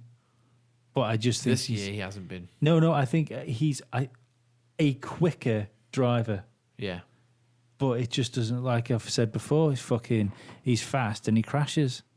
He does make stupid mistakes sometimes. Tell you what, they make them fucking Hasses strong though, don't they? If they can take a Renault rolling over him. Well-built Italian cars. I wonder where they're going to be, because they've done a good job this year, Haas, because they've kind of been in the, apart from a couple of races where they just clean hasn't worked for them, and they've been basically last, haven't they, for a couple of Grand Mexico, Prix? yeah. But that's been circuit dependent. But they have the circuits that the cars work for has consistently worked. It's Well, Rich Energy are ploughing loads of money into them, aren't they, for next year? So that, we think they are. Rich Energy has, so that they're Ploughing loads of IOUs. yeah, and something anyway. reeks of Force India, doesn't it? Yeah, a little bit. Yeah. So we'll see whether Haas can push forward. Well, no, it smells a little bit like Red Bull. Who knows? Who knows? I haven't seen a can in the wild. I've drunk a can. Have you drunk I a have can? drunk a can. It was on sale in the Hooded Ram tent during the TT. I've drunk a can and it tastes like an energy drink. Right. Okay. Okay. They can put that on the review. It tastes like an energy drink, in inverted commas. Paul from Three Legs, Four Wheels. You heard it here first. Hey, there Yes. is a Rich Energy IOM company. Yes, there is. So Technically Haas are half Manx next year. Anyway. Ass, fella. Hasser. Okay, moving on from Haas then. Who's next? Moving on from Haas, we have Renault next. Hulk obviously DNF'd. Yeah, within the first few corners. Yeah. And Sainz Best of the Rest award. Yeah, Science was best. Although Hulk did get presented with the Formula 1.5 ceremonial plaque at the end of the season for finishing 7th in the Drivers' Championship by Sky. Oh, okay. Best of the rest. Yeah. It's almost like here's your nearly wooden spoon. Although they spelt Grand Prix without an I. What? They spelt it Grand Perks. I think PRX. Yeah. I think it's been a good year for Hulk. This. Yeah, I think it has been. Given what he's got, what the car's been like, the fact that he's had And the competition. his best Yeah, teammate yeah. for a Sainz while. as a Not a just teammate Sainz, was- but all the other teams. Yeah. But and he finishes 7th. Yeah. I wouldn't have. I mean, I've always quite liked Hulkenberg because he seems like a nice bloke. The German Jensen Button. Yeah, but I wouldn't have had him beating Sainz over the course of a year. But he has. Yeah. Do you know what Hulk's done this season? What we've said Sainz does in a lot of races. He's just got on with it. Yeah. Yeah, but it'd be interesting to see if Hulk puts Ricardo away next year, because if he does, then that's very telling. If he does, he must finally at least get the sort of eye of any of the top teams that need a driver. I don't think he's ever actually been linked with a top team, has he? There was Ferrari fucking rumours for a hot minute when every driver on the grid. Remember when like Jensen Button was linked to go to Ferrari and Mark Webber was linked to go to Ferrari? I think Hulkenberg was in the sights as well at one point. He was in a car there for him. Hulkenberg to Mercedes. There's one for you. Wouldn't be a stupid move. I'd I take. think he'd be quite a Mercedes-y driver as well, Yeah. wouldn't he? All right, so it gets to the end of 2020. The 2021 regulations actually come in on time. Hamilton has decided, no, I don't like this. There's too many races. I'm off. Hamilton will drive Ferrari before he leaves the sport. Bottas has proved to be useless. German dream team, Hulk and Vettel in Mercedes. Maybe.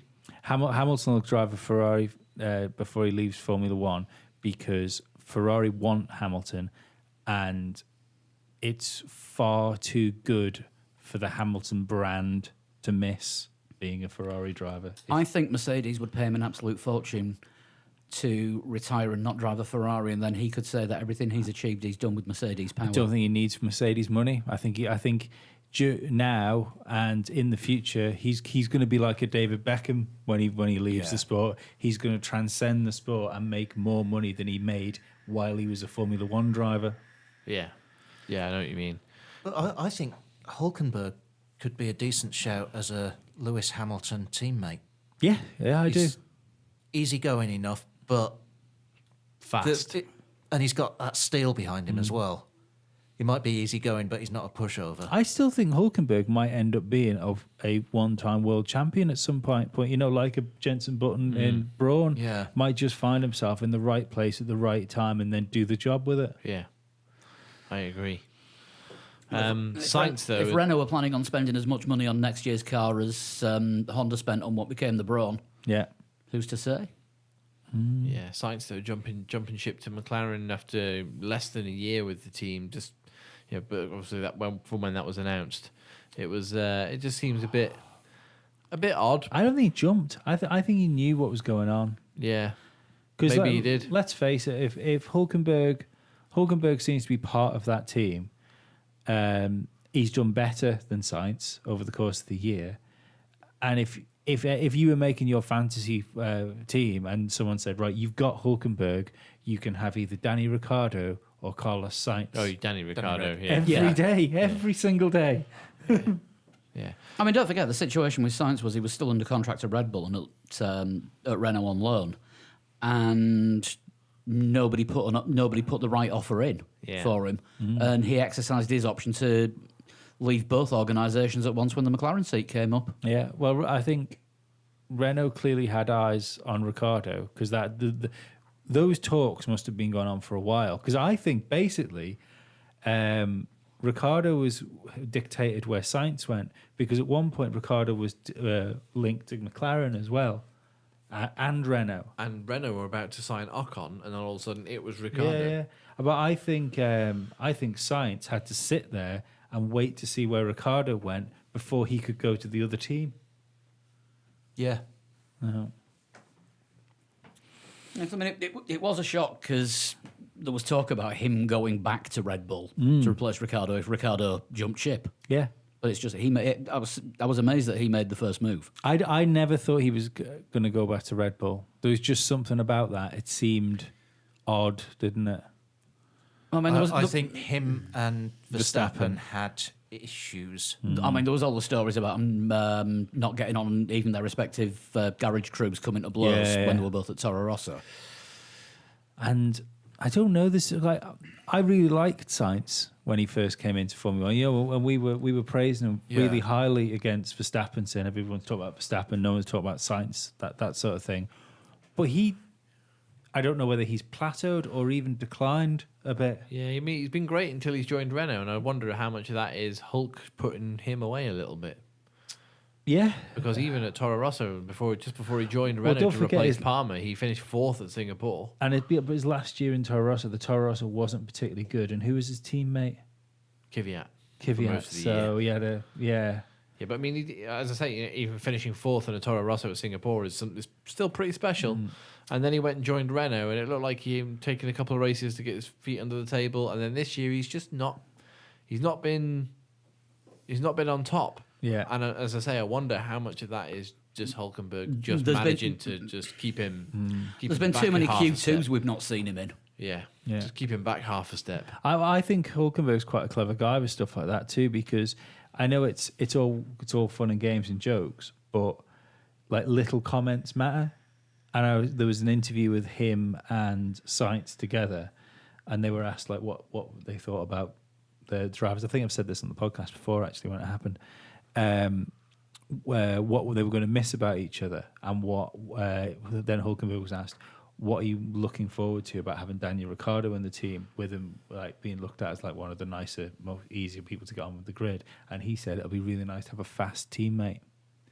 And it's all in joke, Yeah. but it's just That little. kind of thing cutting. can hurt. Yeah. Digging the knife in Yeah. a little bit, yeah. Death by 1,000 cuts. Yeah. But I think it's not a bad thing for Hulkenberg, because I think Ricciardo might push Hulkenberg to be better. Yeah. Renault, I think, is the team to look for so far for next year. Yeah, I think they've got to be, haven't they? I mean, they're a works team. They Yeah. shouldn't be where they are. I think you're right with Sauber as well. You know, Sauber one to keep an eye on. Haas might be the ones that lose out here. I just think Renault with that driver lineup, and if they are making the gains they're saying they're making, Yeah. they're going to be the ones to look for. The big problem with Renault is what's going on at the top. New head of F1, new head of everything. Oh, I meant at the top of Renault, not at the top of F1, Yeah. with their CEO being arrested. Yeah, but Also, Jerome Stoll's gone. Jerome as Stoll's Yeah. going as Or- well. or so, going. Yeah, going. So it's a new head of Renault F1. Ah, right, yeah. And he's getting a new boss as well. Yeah. I mean, it depends, doesn't it? That could mean everything or nothing. If it trickles down to the Formula One team at all, you know. Look at Ferrari. Oh, absolutely, absolutely. The only difference I'd say is I think Ferrari are probably a more micromanaged organization than Renault are. You know, I think Renault are probably quite compartmentalized with the bits. Yeah, I think with Renault, it's more likely to be like the end of Honda, where they just say, actually, we're not putting the money into that anymore. Yeah, it could be. Or that's the risk that they face. That's not necessarily what will happen. The only reason I don't think that'll happen with Renault is if there's any team on the grid or any manufacturer on the grid that saw what winning a world championship does to your car sales, it was Renault. But how many times have Renault left F1? They've always had a presence, though, haven't they? The team's left, but they've it's Well, I don't know, because, I mean, they dropped out of supplying engines at the end of but not- '97. yeah, but not for a long time. And they dropped out of supplying engines, but they kind of were because you had Mechachrome engines there, didn't you? And the reason they dropped out of supplying engines was because their words at the time was, a Renault engine winning in Formula One doesn't make news anymore. Yeah, Yeah, but they put Briatore in charge of it. Look what happened there. won a world championship or two Not- world not with the championships. Mechachrome. No, but they did win. Yeah. They did with Renault. Yeah. 3.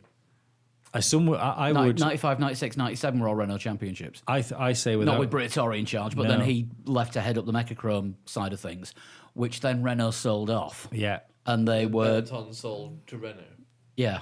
I still think Briatore is one of the greatest team managers in the history of Formula One, and I think there's an alternate universe where Crashgate didn't happen. Briatore wasn't forced out of the sport, and he turned Renault around again to a championship-winning team.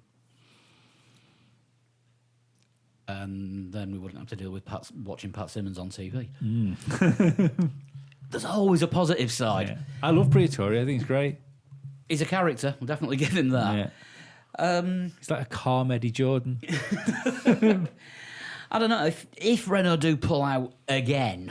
I don't think they will. Just wait for 3 years' time when they buy the team back again. I don't think they will. So what about? See, That would be the Hulkenberg Championship in the sort of Honda Braun Yeah. type scenario. I'm surprised there isn't more like. We get Team Briatore. I'm surprised there isn't more. It's like smaller, well, not small because Renault's obviously not a small car manufacturer, but like a VWs and stuff like that come into Formula One because what that must do to car sales must be mega for them if they do well because anybody can buy a Renault. Do you know what I mean? I've got a Renault sat outside. I haven't got a Mercedes or a Ferrari. I think I said last year, don't see VW coming in because the part of their group is in the sport. Yeah, Kia or someone like that, yeah. I wouldn't be at all surprised to see Look how one of the South Korean brands joining. look how well those the Renault Clio Sport did, and you can't tell me that those sales didn't do well through that period because they had fucking Alonso doing donuts in it or Jenson Button out in one and stuff. Yo, that stuff all matters to car manufacturers. And the Clio that you used to be able to buy in Williams Renault colours. Yes, yeah. The Williams Clio was a limited edition Yeah. Williams Clio in blue and gold. Yeah, with the baked bean can exhaust, you could hear it coming about 10 minutes before you saw it. I know Fiat have nothing to do with Williams, but I also don't think it's a coincidence that the little Fiats have got like the Martini stripe along it. That's just an Italian racing thing. No, I know it is, but I think the only reason that's back on the on cars that you can buy is because there's that visual presence in Formula One. People don't need to equate it. People just need to right and think what it is. Yeah. They just need to see something. I think the Fiat may have been doing it before. yeah, but who, Williams was a but thing. who remembers it? Yeah, exactly. You know, it's It's got a stripe on there for it goes faster. yes. Red Bull. What the hell happened to Verstappen at the start? Bogged down, didn't he? He got a terrible start. Terrible start. Lost second gear by the looks of things at one point. Was getting overtaken from. I think he dropped as low as 12th, and then made it back up to 10th by turn 1. Hang on, what position did he start? He started 12th, didn't he? No, he started 5th. 5th or 6th. Did he? Yeah. Yeah. He was 12th at one point in Q2 because he just didn't have the speed on the ultras. So he was the highest driver up the grid starting on the hypersofts, Ah, okay. and he was losing speed on the straights for the first couple of laps. Anyone else think Red Bull robbed Daniel Ricciardo of a podium by pitting Verstappen first? Ricciardo does because he basically Ricciardo started on ultras. Verstappen started on hypers. You'd expect Verstappen to pit first. Yeah, but they give him. I think they left him out too long. The strategy they gave him didn't seem like it was ever really, really going to work. Well, he said himself, "I led for about 15 laps. That was fun, but there was nothing I could do after that." Yeah, he had like a 20-second 20-second lead at one point, which would have only if they'd have pitted him, he would have come out behind 7 seconds behind the leader. Yeah, with by a car quicker than the Ferrari. I'm surprised Red Bull didn't take advantage of the virtual safety car. Yeah, With at least one of their cars, split the strategy, bring one of them in. I can't help think that Ricciardo was an afterthought in that race, and Yeah. it was let's get Verstappen as far up the road as we can. Well, we we were were having on that- a split strategy to begin with. Yeah, we were having that conversation, weren't we, in the blog room as to Verstappen versus Ricciardo. Can you imagine Red Bull asking Verstappen, "Oh, it's Dan's last race. Go on, can you just Max isn't going to do that." And also with Max being their number one driver next year, like quite clearly their number one driver, at least going into 2019, you don't want to be asking your next year's number one driver. Just be nice to the other guy, just one last time. I thought they would have asked him to move, knowing full well that he wouldn't. Yeah, Yeah. That way, it's not the team's fault. Yeah, No. See, the thing is, I think that's good psychology. Ricciardo would have been second. I think Ricciardo would have beat Vettel if he'd have come out close enough. Yeah, I think so too. Yeah. He might, because Hamilton seemed to have enough in hand anyway, didn't he? There was a bit of speed to be had there. Anytime it looked like anyone was closing the gap a bit, he just sort of put in a personal best for a sector or something. And just be like, there you go, that'll do. But yeah, it was a disappointing final race for Danny Ricciardo for Red Bull. Hope that he does find himself in a podium available car and race winning car in the next couple of seasons. Maybe not next season, but we'll see. And as for Max, well, he has to see how the Red Bull works out with the Honda, and we've already had that discussion. So And see how he fares against Pierre Gasly as well. yeah, the thing is, Gasly's got Honda knowledge already, hasn't he? He knows Honda. He knows how they work. He knows how they want to set up that power unit. Yeah. So that's valuable to him as well as to Red Bull. So we'll see. Anyone see the press conference after the race? Which one? Yeah, The actual top 3 press think conference. So. No. I saw part of it. The having a baby comment. Oh, yes. Yeah, That worked. for anyone that missed it.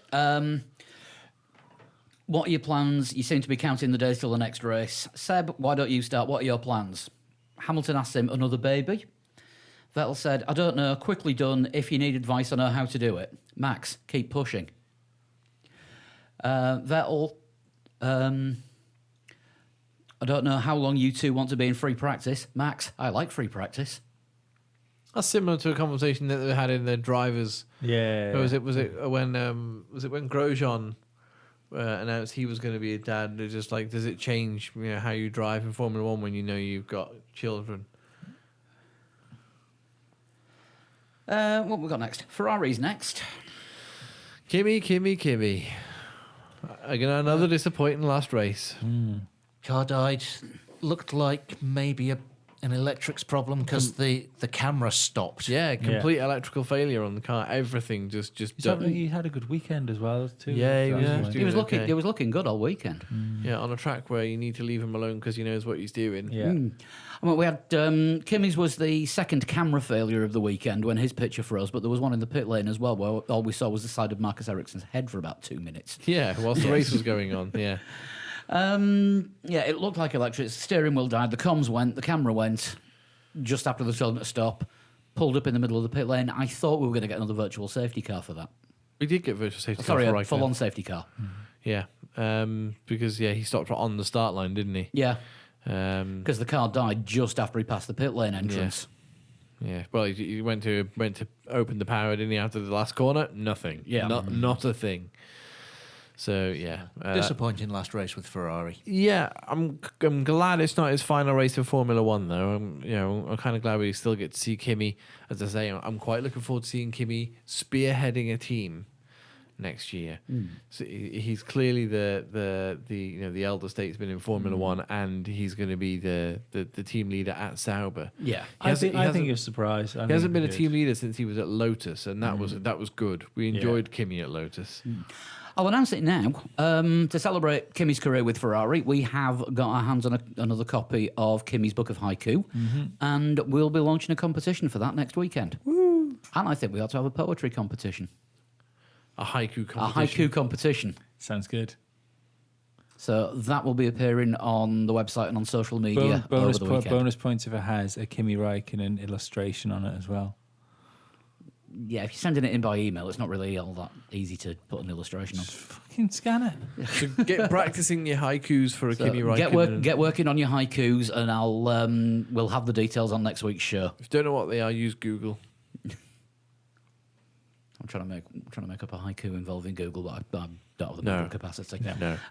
But Vettel, second place, never was- really looked like winning. No, it was an epitome of the season really for Sebastian Vettel, wasn't it? It was too little, too late. He really had the hammer down the last couple of laps. It was just like, yeah, but Lewis got like a 5-second lead. You're not going to Yeah. catch 5 seconds on him in the last 2 laps, mate. What you did? You should have done this 4 laps ago. He had newer tyres, but that Yeah. didn't really make any difference in the end.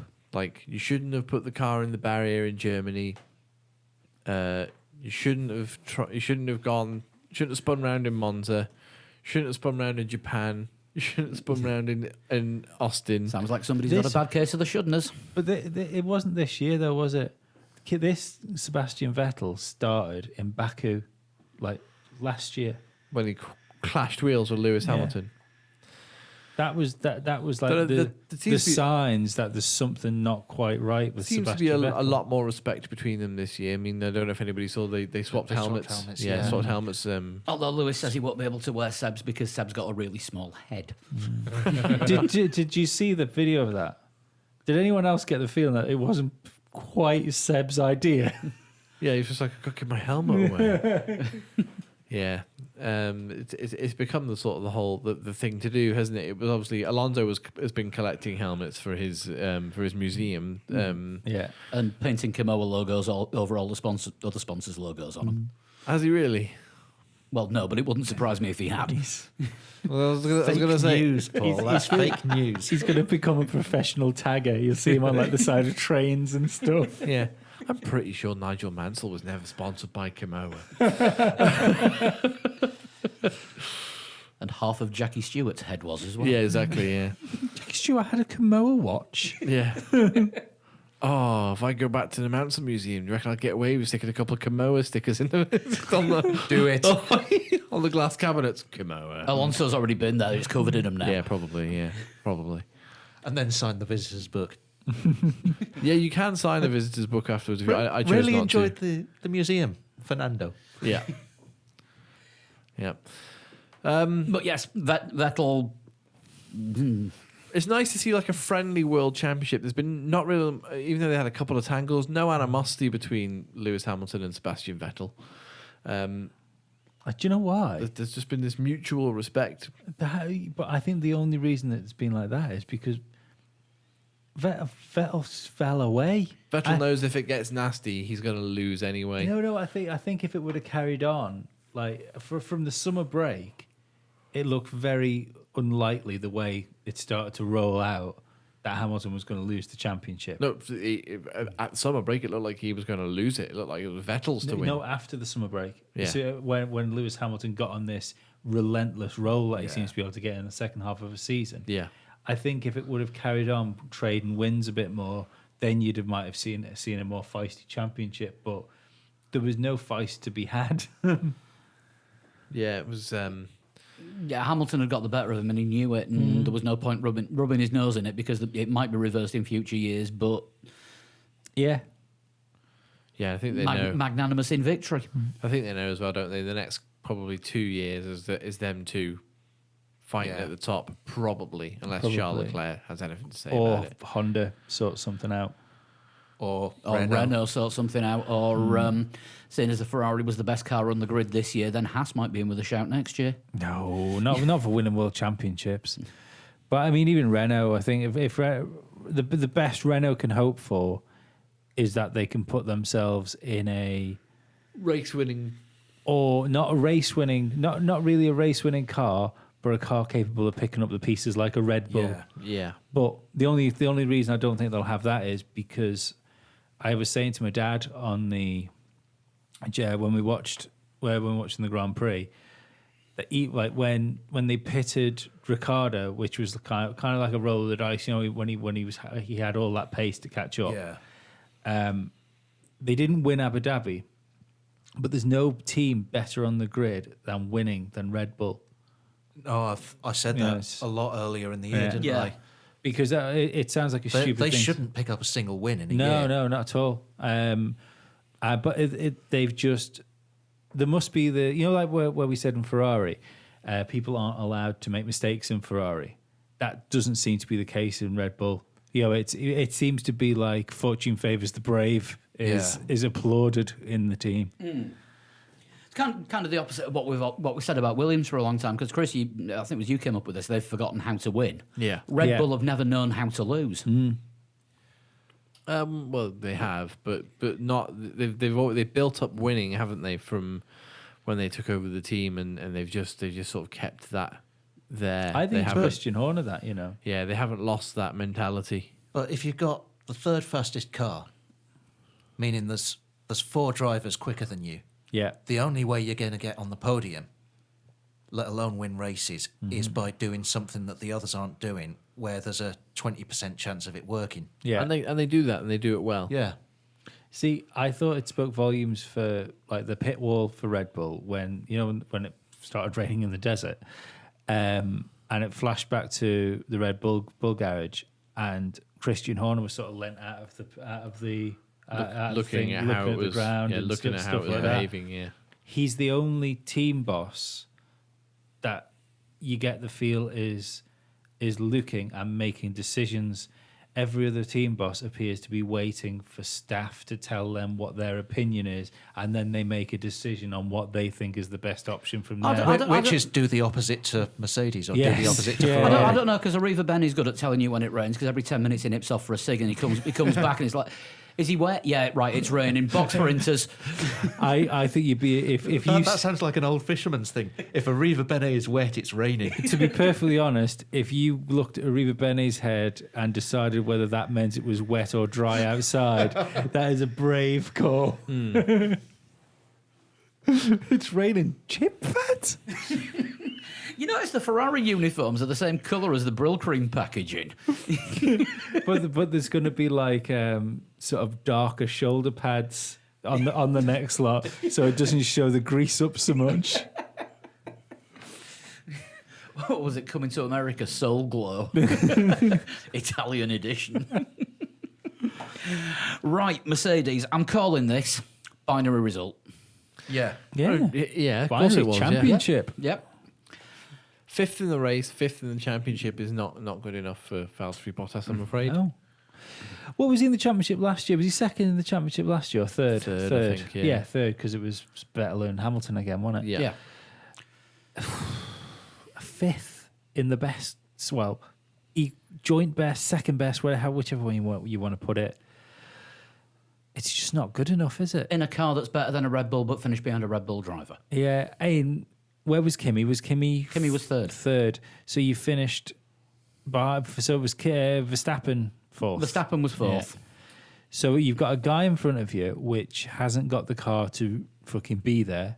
That's only won one race all year, but still one more race than you've won. Yeah. Yeah. Isn't it something that I'm convinced in the time it took Lewis Hamilton to win 8 races, Bottas had 3 podiums when he went on that back-to-back run of wins. Yeah. Yeah. And then you've got Kimi, who's everyone says is coming towards the end of his career and probably shouldn't still be in Ferrari. And who's gone from picking up 7th places to Yeah. winning races. To He's being a in front of permanent you. spot on Yeah. the podium, Oh, effectively. that do you know what? I think that almost did as much damage to Bottas as Hamilton's performance has done to him. Yeah. Is when Kimi won a race. Yeah. You know he must have thought to himself, oh, "Fucking hell!" Yeah, what have I got to fucking do? Yeah, Yeah. Especially as it was the race after Russia, wasn't it? Was it Fucking hell. America that Raikkonen won? do you know what? Yeah. I know this is obvious, and it's an obvious thing to say, but just let that sink in. You've got 3 top teams in Formula One. Everyone won a race apart from Bottas. Yeah. Yeah. Yeah. That's fucking crazy when you think about Ricardo, ding. Verstappen, ding. that. Ricardo, ding ding. Ding, ding. Raikkonen, ding. Vettel, some dings. Hamilton, many Lots of dings. 11 dings. Yeah. It's hard to get your head round, and Somebody's got to ring the bell to make the dings. Hamilton scored 408 points this season. Yeah. That's more than he scored even with double points Abu Dhabi, in 2014. More points than anyone has ever scored in a single championship. He won 11 races out of 22, was it? 21. 21, more than half of them. Yeah. And He's won, So he's won over half the races in the hybrid era Yeah. as well, if Yeah. you work it Yeah. out. so 408 points. How many points did Valtteri Bottas score this season? I don't know. 247. Jeez. Yeah. Nearly half. Well, the point. half-ish. Yeah, pretty much half. Yeah, the points. almost half, yeah. Closer to half than it should be. Yeah. because technically he should be on somewhere like 3/4, because it's more or less 3/4 of the points for coming second. Yeah. He's been destroyed, hasn't he, this year? Absolutely. Destroyed. That would be if the McLaren was capable of actually challenging. That's Alonso Stoffel type But destroying. Bottas Race really- wise, Bottas is only 5 points away from third place in the championship. But what happened to him in those closing? Well, in like the final third of that race. I believe there was a problem with one of the tyres. It wasn't on at quite the right angle or something. And it suddenly changed after being on for all of those laps. Because they stopped This him. is what the pit lane is saying. And I know he had a free pit stop once he'd already gone down to fifth. Yeah. But that didn't matter. Then he had a free pit stop. He was 20 seconds behind everyone Yeah. else. But it did seem to be all of a sudden he went from holding on to being caught very rapidly and then passed. Yeah. And it seemed to be driver errors. It may not have been. It might be. I Well, might no, be being very. if it was a problem with the tyres, then Yeah, I mean, it before- would show up in exactly this way. Before he stopped, they showed him running wide on about 3 or 4 different corners over the course of 2 laps. well, they said brakes, didn't they? They said that we wanted to check something because we thought there might be something with your brakes, but then that disappeared. Changing fucking tyres isn't going to do anything to your brakes. No. When they stopped him, they said it was because because he had a bit of a clash with Verstappen. They wanted to just he had a free pit stop when he was down to fifth. Oh yeah, anyway. there was. I know he So wasn't they really just overtaken. then they wanted to check there was no damage on the tyres before. It's I just- I also may as well have feel stopped him. if there'd have been an issue when he was locking up, it would have either persisted or gotten worse. But basically, he had one lap which was really scruffy, and he locked up a couple of times, and then everything went back to normal. So that suggests a scruffy lap or a scruffy couple of laps to me. But a wonderfully controlled win, should we say, for Lewis Hamilton. He questioned the course as you'd expect him to. The virtual safety car pit stop, which brought him out that was 5th place or something, wasn't it? Yeah. Behind the Yeah. Red Bull, said, "Did you know we were going to come out behind these guys?" To which the answer was, Yeah. yeah, don't worry. Yeah, it's fine. You're running till the end. They've all got to stop. Yeah. Yeah. Oh, Lewis himself said he wasn't sure at that point that those tyres and that car would take him to the end of the race, but they did. I think what he might It be was a worried great about. controlled race, Yeah. uneventful. No, but I wonder if what he was worried about when he came out behind the Red Bull was he knew how much pace he had in his pocket. So if he was wondering whether Ferrari had a similar pace in clean air and whether Vettel would have been Yeah. able to, if all of a sudden they fucking Red Bull decide to leave Ricardo out for a fucking decade, whether Vettel would be able to gap him and get a pit stop on him. Yeah. That's probably what the worry was. Yeah, it probably was, yeah. But yeah, just controlled it completely and never really under threat from anyone. No. Put to bed those horrible, not what's the word, horrible statistic about not winning race or getting pole after winning a championship.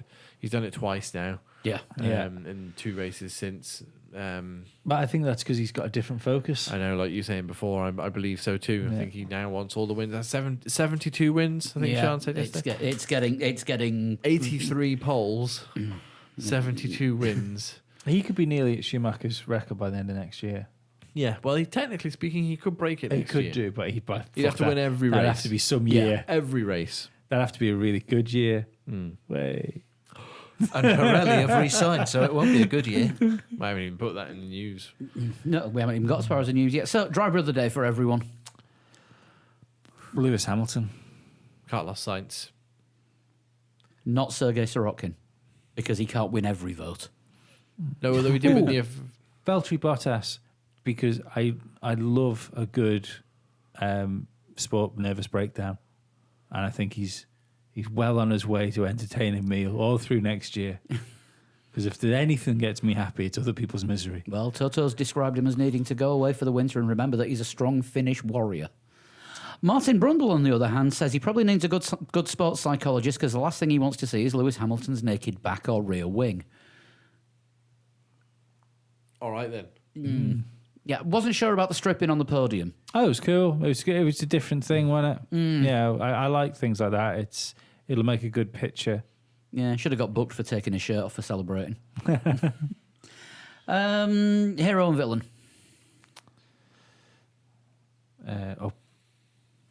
By the way, Hamilton was the driver of the day. I was only joking about Bottas. I think Vettel won the official one. Did he?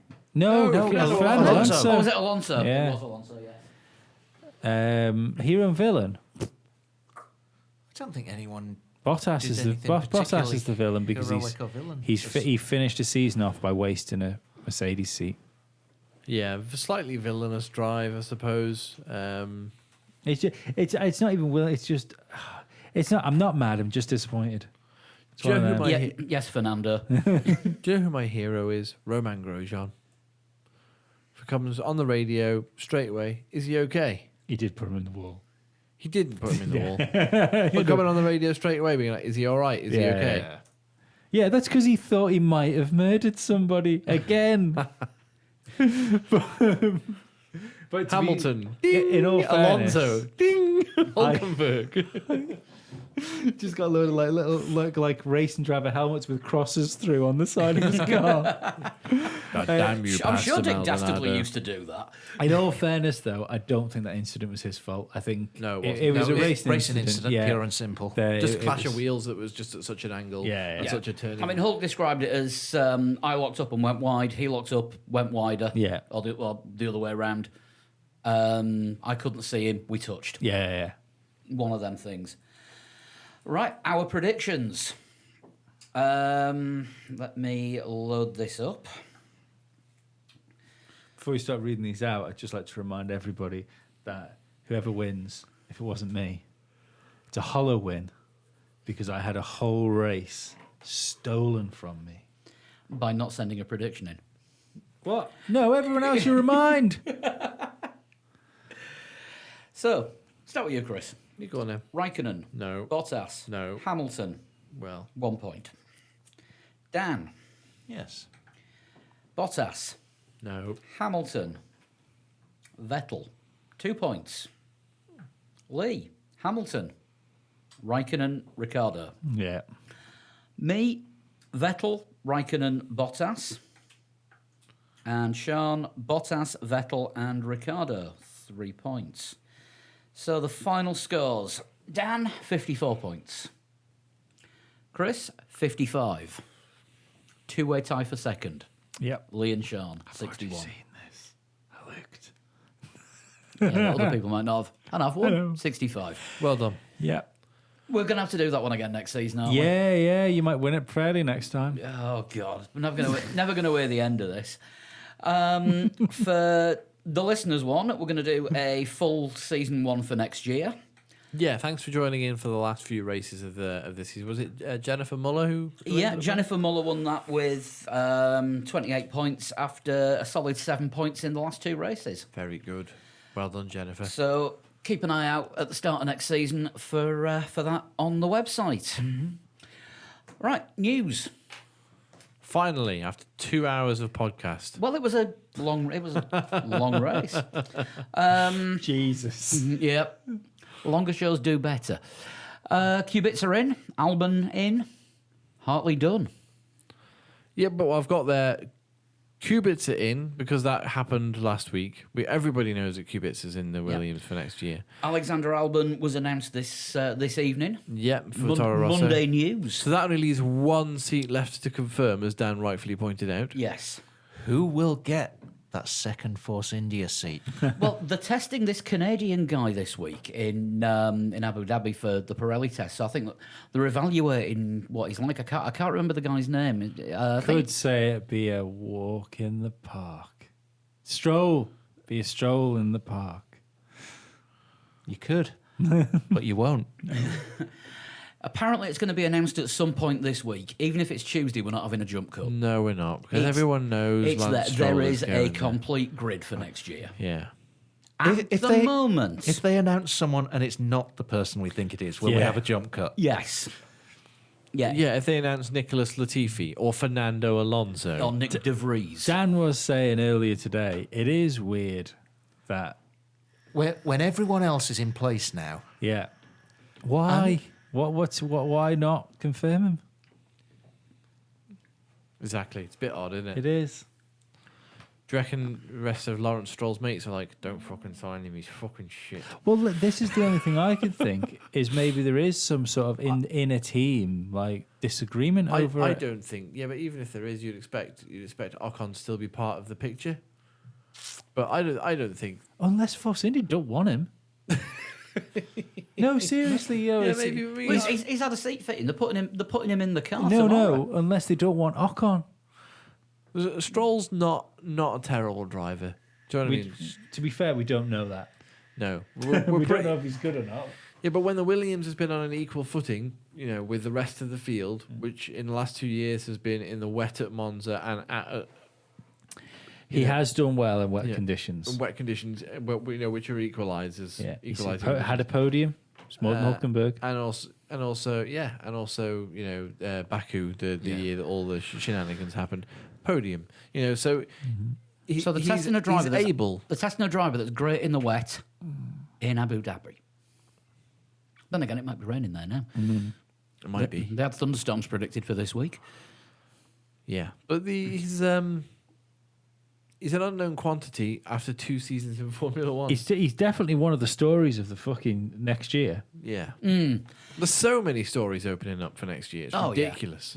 I mean, this season it hasn't actually finished on a cliffhanger, but it might as well have done because it has set the next series up. Oh, absolutely. Yeah. I think it's a done deal, and it will happen this week. It's just I think they're not announcing it because it keeps people like us talking about Force India. Yeah. That makes more sense than anything else. Probably. they're getting more news stories about no news. Or are they going to have a cringe-worthy Christmas reveal where he wears a Force India Christmas jumper? I'd wear a Force India Christmas jumper. I wouldn't. I think talking about Ocon at the minute, though, is kind of burying the lead here. Because I want to know what you guys, I only know what you two think about it, not so much Paul.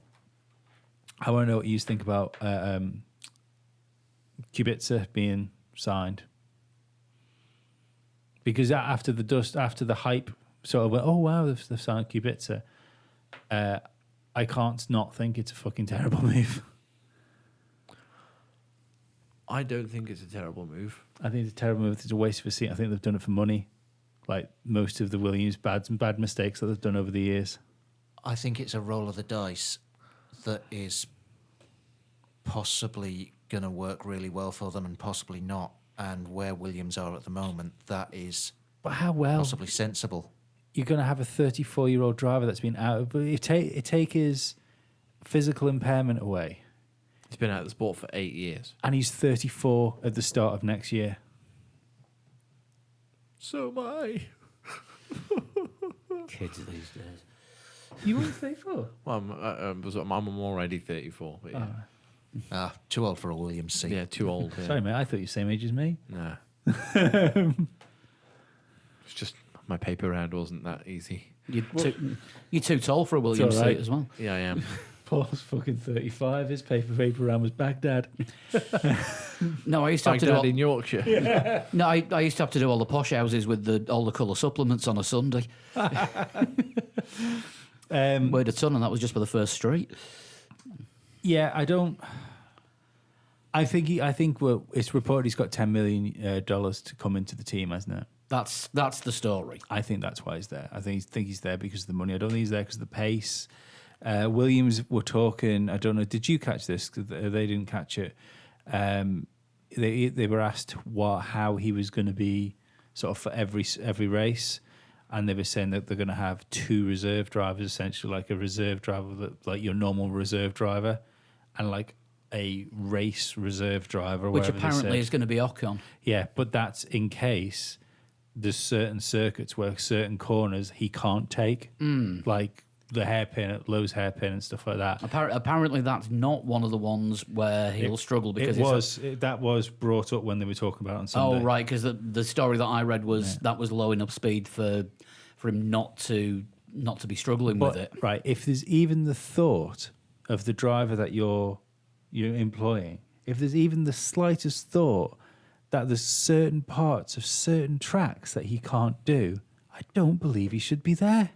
I don't think that is. I don't think it is I a don't problem. I don't think there's a genuine worry. It's just, well, we've got But reserve it seemed drivers. like a genuine worry when they were talking about it. This was Williams talking about it. Well, Williams always have a reserve driver and a test driver. Yeah. Ollie Rowland was their test driver for this year, and I can't remember who their reserve driver was. I just think there's too. Robert I think Kubica. there's Yes, I think there's too much goodwill and not enough common sense. it's up to Robert Kubica to prove everyone wrong. Yeah.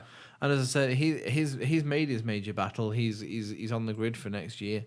I would much prefer him to get 2 races and prove he can't do it than not get any races and us never know. Yeah. I mean, as I say, I was watching FP1 and I saw him how he went round the hairpin, Abu Dhabi, which is a left-hand hairpin, quite tight, not quite as tight as a Lowe's hairpin, but yeah, he doesn't take it the same as any other. Would you rather Formula One Robert driver. Kubica on the grid or Esteban Ocon? Probably Esteban Ocon as for driver for known driver skill. But I mean, if Kubica Robert can get, Kubica, if Kubica can get for the Would for you the rather story, Would you rather Robert Kubica on the grid or Stoffel Van Dorn as to given a second chance? Robert Kubica.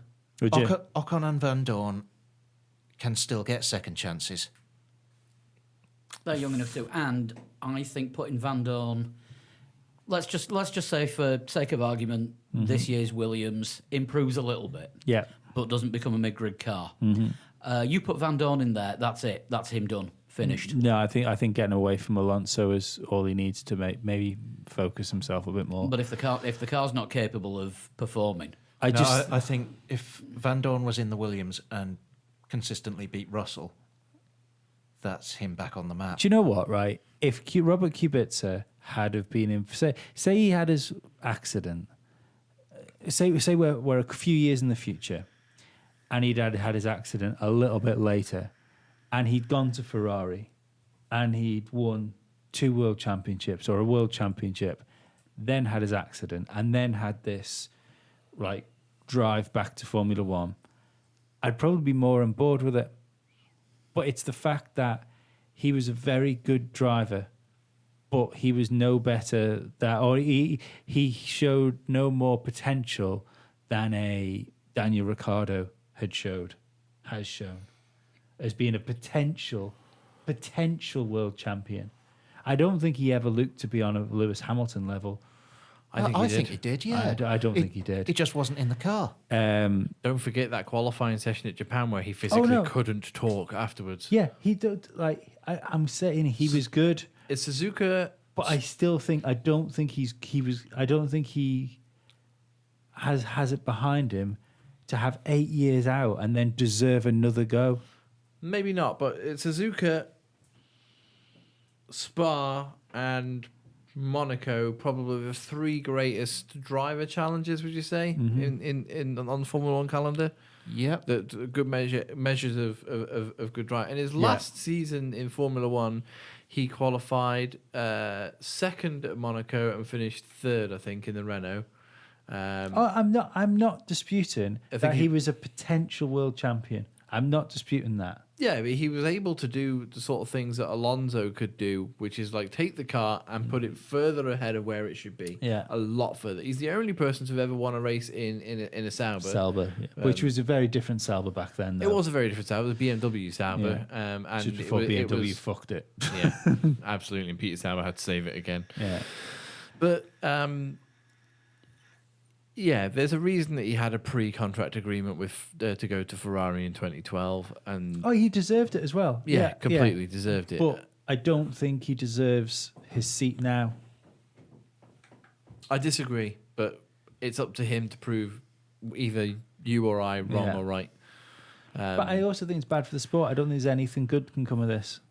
I think eyes on the sport.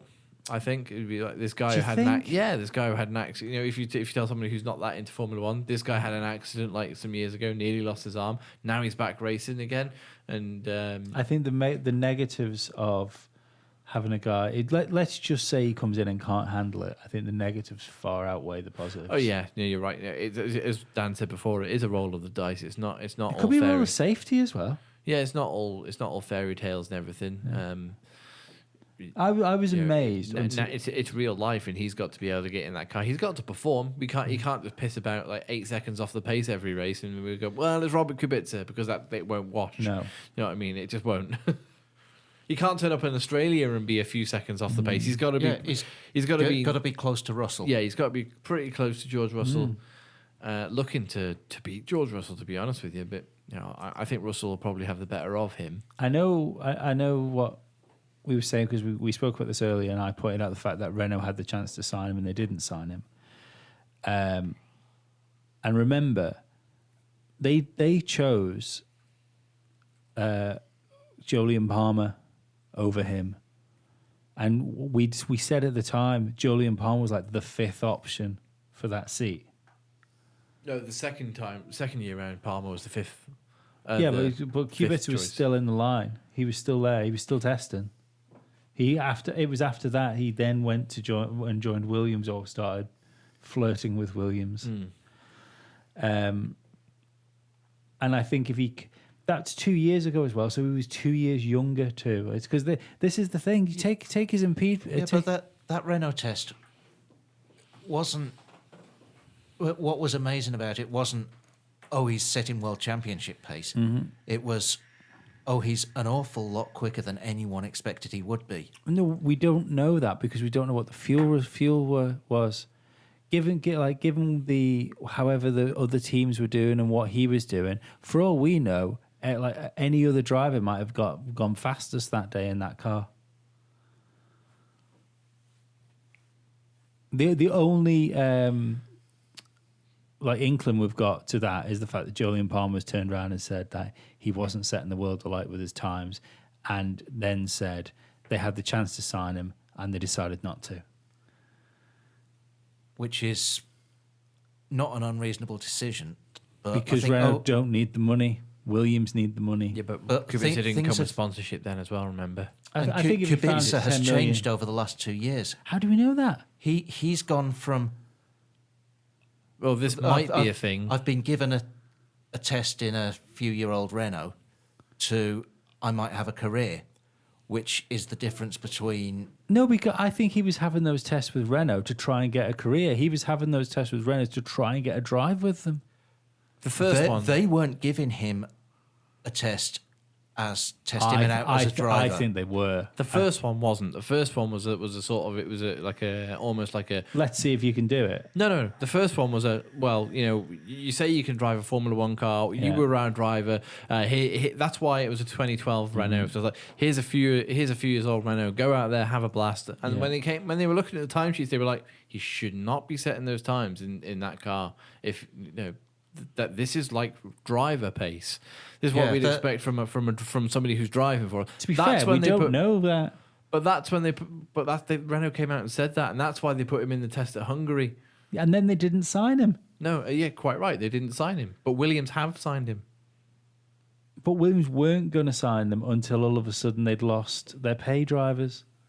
I think if they could have kept Stroll or Sorokin with his backing, this team would have been George Russell and Stroll or Sorokin. Although Williams did sign him as their reserve driver for this year, Yeah, it would have been. for 2018. Because they need money, and what they were using the reserve driver for is for goodwill. Well, you don't get any money for being a reserve driver. No, but they get good press, and what they need is good press. Right, I see what you mean. I think the only way we're going to find out whether it was a good move or not is in Australia. In Yeah. Australia, and probably the possibly by Abu Dhabi. the next two races after that. I just can't see how a man with partial use of one arm, don't know if any of you have noticed, arms massively important in driving a car. I don't understand how somebody with partial use of an I used arm. to deliver newspapers as a man who drove a car. He had no arms. Seriously, like I'm just up the road here. He had no arms. He got out of his car, would slip his front door key out of his shoe. Did he win any races? Don't know. Never asked him. Never asked him. But I can't. I think it's a lovely, Formula E world champion. it's a lovely story. The problem is, sport doesn't give a fuck about lovely stories. Yeah, if he, as I say, if he's miles off, Yeah, the it does. pace, It makes movies out of them. Yeah. Yeah. I think it's stupid to write him off. I Yeah. think it's stupid to sign him. That's the thing. Well, and again, it's up to him to prove whoever right and whoever wrong. Williams will look stupid if Kubica turns up in Australia and is like 9 seconds off the pace. Yeah. Williams will look really fucking stupid. Kubica probably had the honour to go, yeah, maybe I'm not ready for a comeback. See you later. And all of a sudden, Ocon's back in the car, or back in a car. I wonder if he's not as quick as they want him to be. I wonder how many races he gets. It depends how not as quick as they want him to yeah. be. Yeah. If he's Van Dorn to Russell's Alonso, he might last the season. He might not. It will depend on who's got what to check. I think Australia's a good circuit to go to as well. You know, for him, because it's quite it's a flowing circuit, isn't it? I think that'll work. That'll work in his advantage to a certain extent.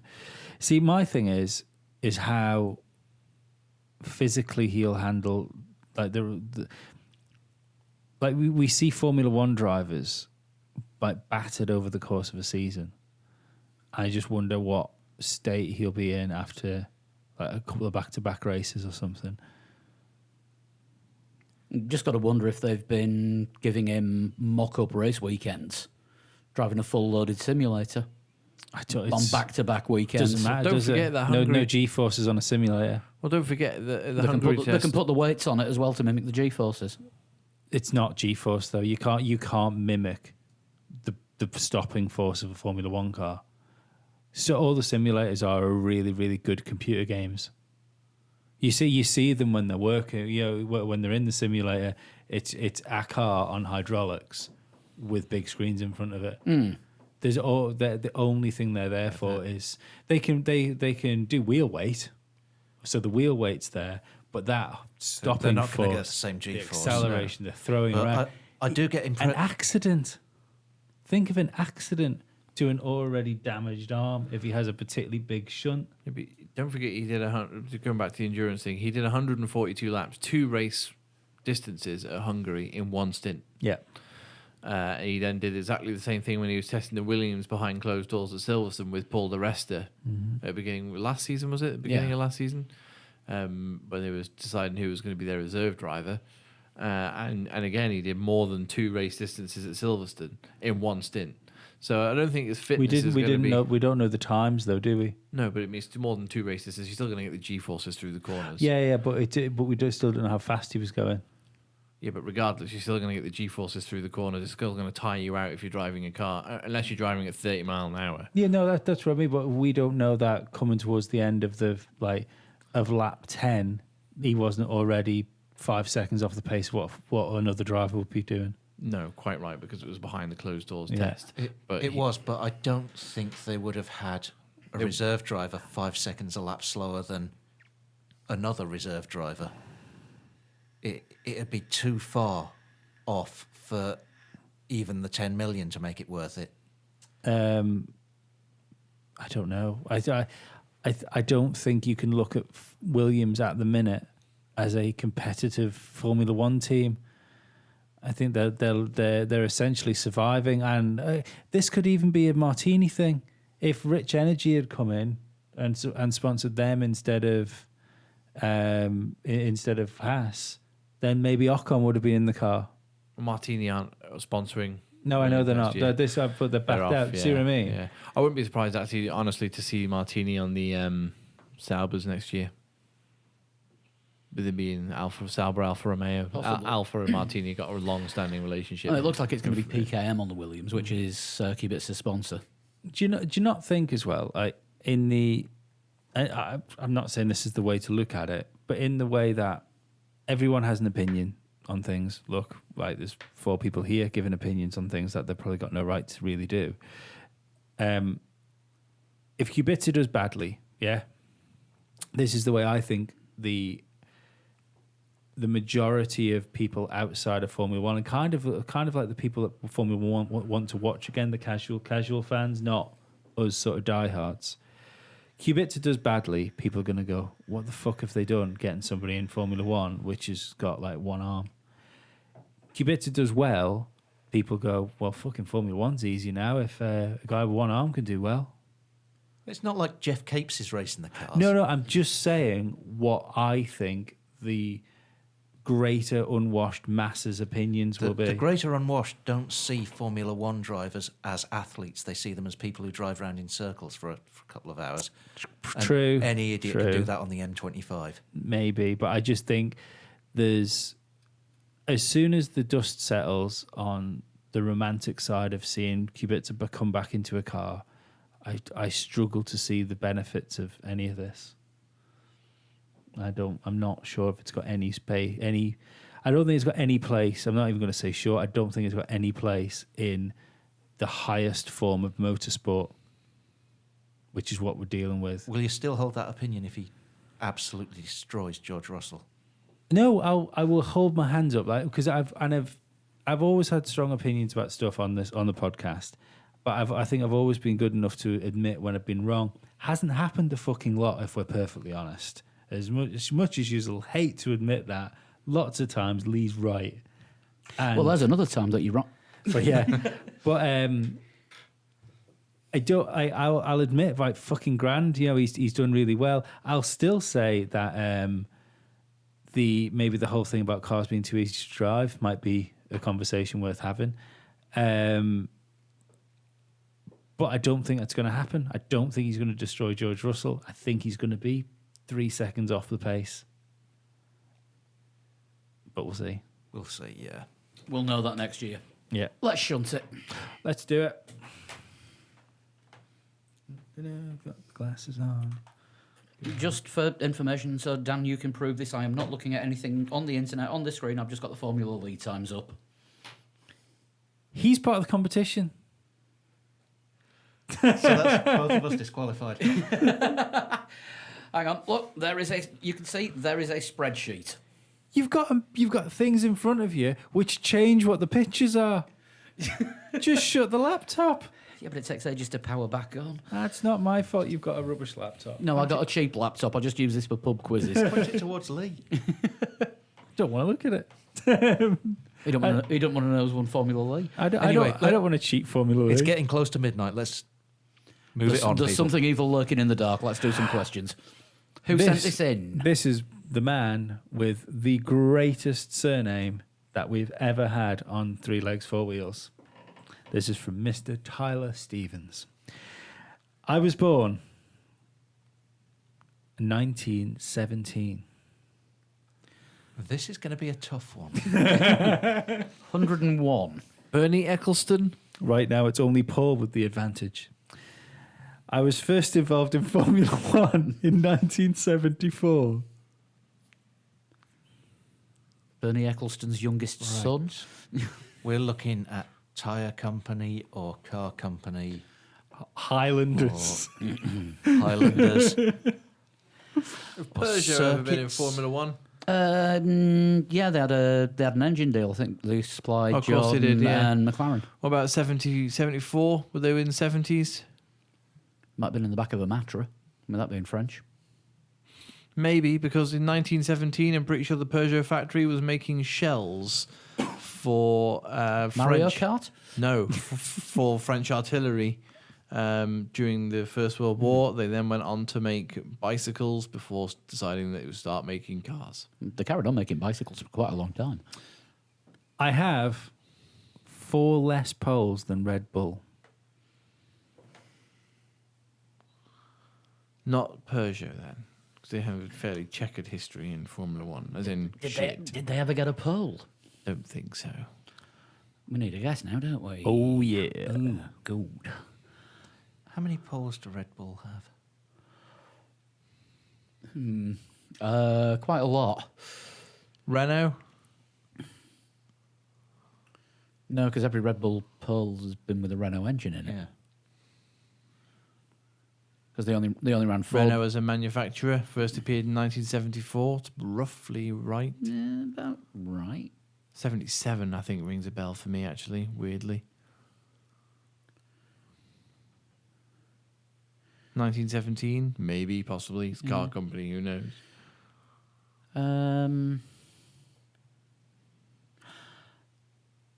Should we go Peugeot as a first guess? Yeah, you can do, but I don't think Peugeot ever got a pole in F1. I have had 9 different drivers that have competed in race weekends. So you're probably not looking at all that many seasons.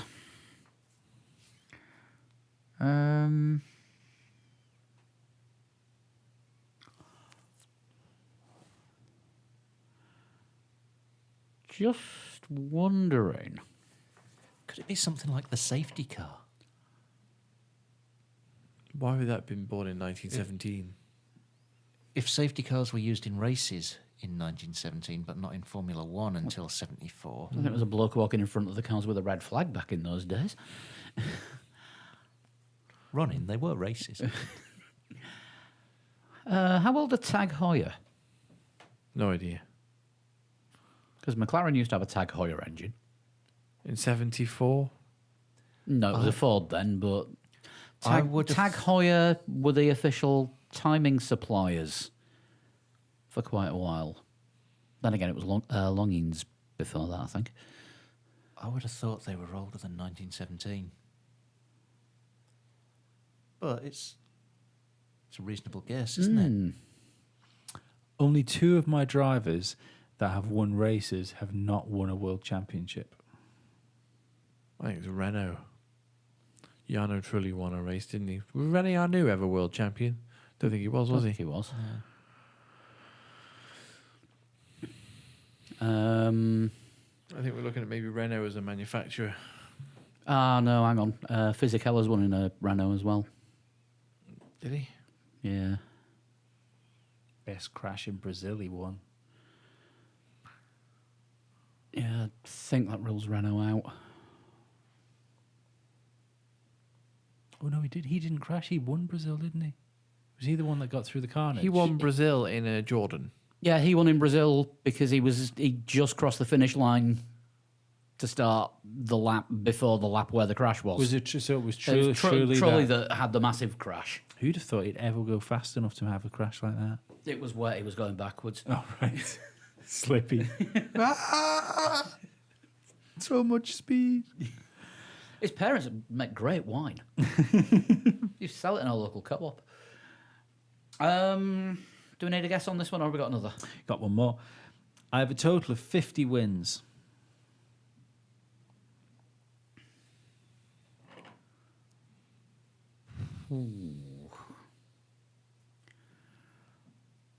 We are definitely looking at a car manufacturer.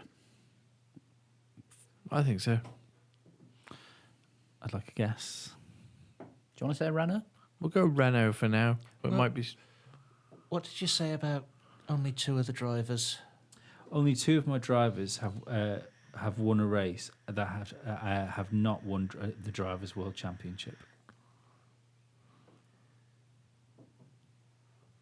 What was the first year that Lotus were in the sport?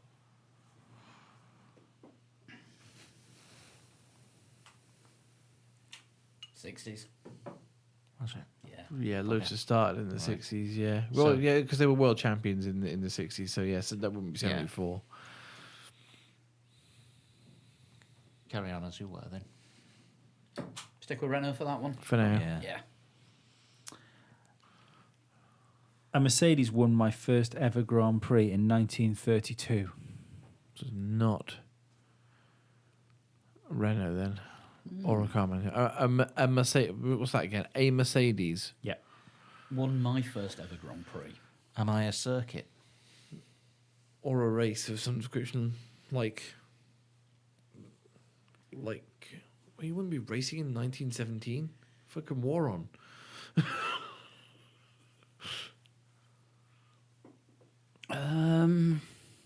I was born in 1917. Can't be racing, there's a war on, guys. Awful lot of racetracks are ex-airfields. There weren't many airfields in the First World War. Most planes were just spy planes. Back in those days, they called most of those fields.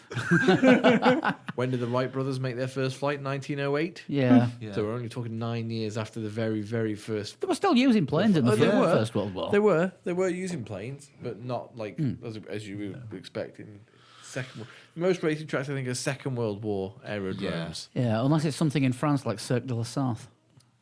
Could be. Because Le Mans has had the French Grand Prix. Not on the full circuit. Was it a runway that they just changed into start racing around? No, it's public roads. Yeah, next clue. I currently have 2 drivers on the grid.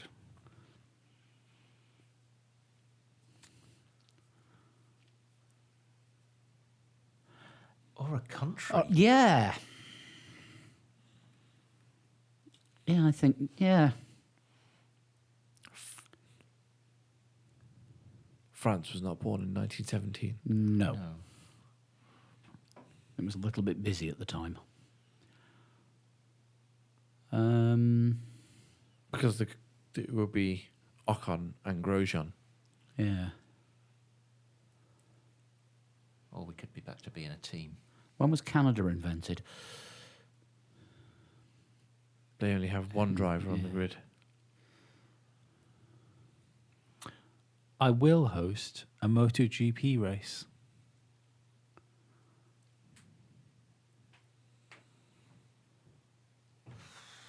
God. I do know the Sepang circuit is sponsoring a team.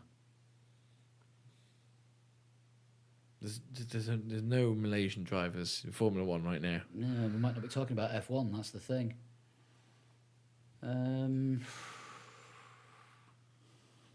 You're being very cryptic. I just like seeing you squirm. Would you like your last clue? Yes. Like me, one of my drivers is cool. I'm going home. Good night. Is that you out? Yeah. Could this be Finland?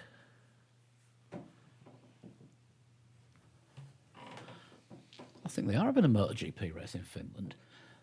It was invented. Finland was created around about that time because it was Russia before then, wasn't it? I think you got it. Am I Finland? I am Finland. Nice one. That is brilliant. Right, how do you get Total Shunts in? Tweet me in a private message at a total shunt.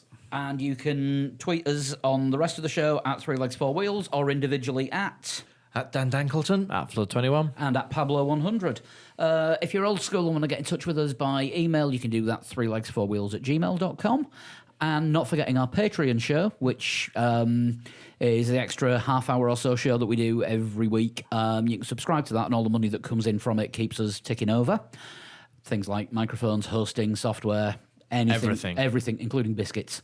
And if you go to patreon.com/threelegs4wheels, you can find us there, sign up, and say this everywhere. Massive thanks to all our patrons that are keeping us going. Right, Formula Lee, last one of the season. Yep. We are taking a winter break until just after the new year. The prizes are, we have some exclusive artwork from Joshua Kaiser to give away. I will get photos of it up. See his Alonso drawing, by the way. The Alonso one is fantastic. Have a look on our Twitter because we tend to retweet everything that he posts up. But we've got some artwork for the top three, and we will arrange that. But the last race, Abu Dhabi in the dry in a Mercedes. You needed to get 136.271 to get into the points, which none of the four of us did. I thought it was rubbish. And let's see. Too many track Nazis.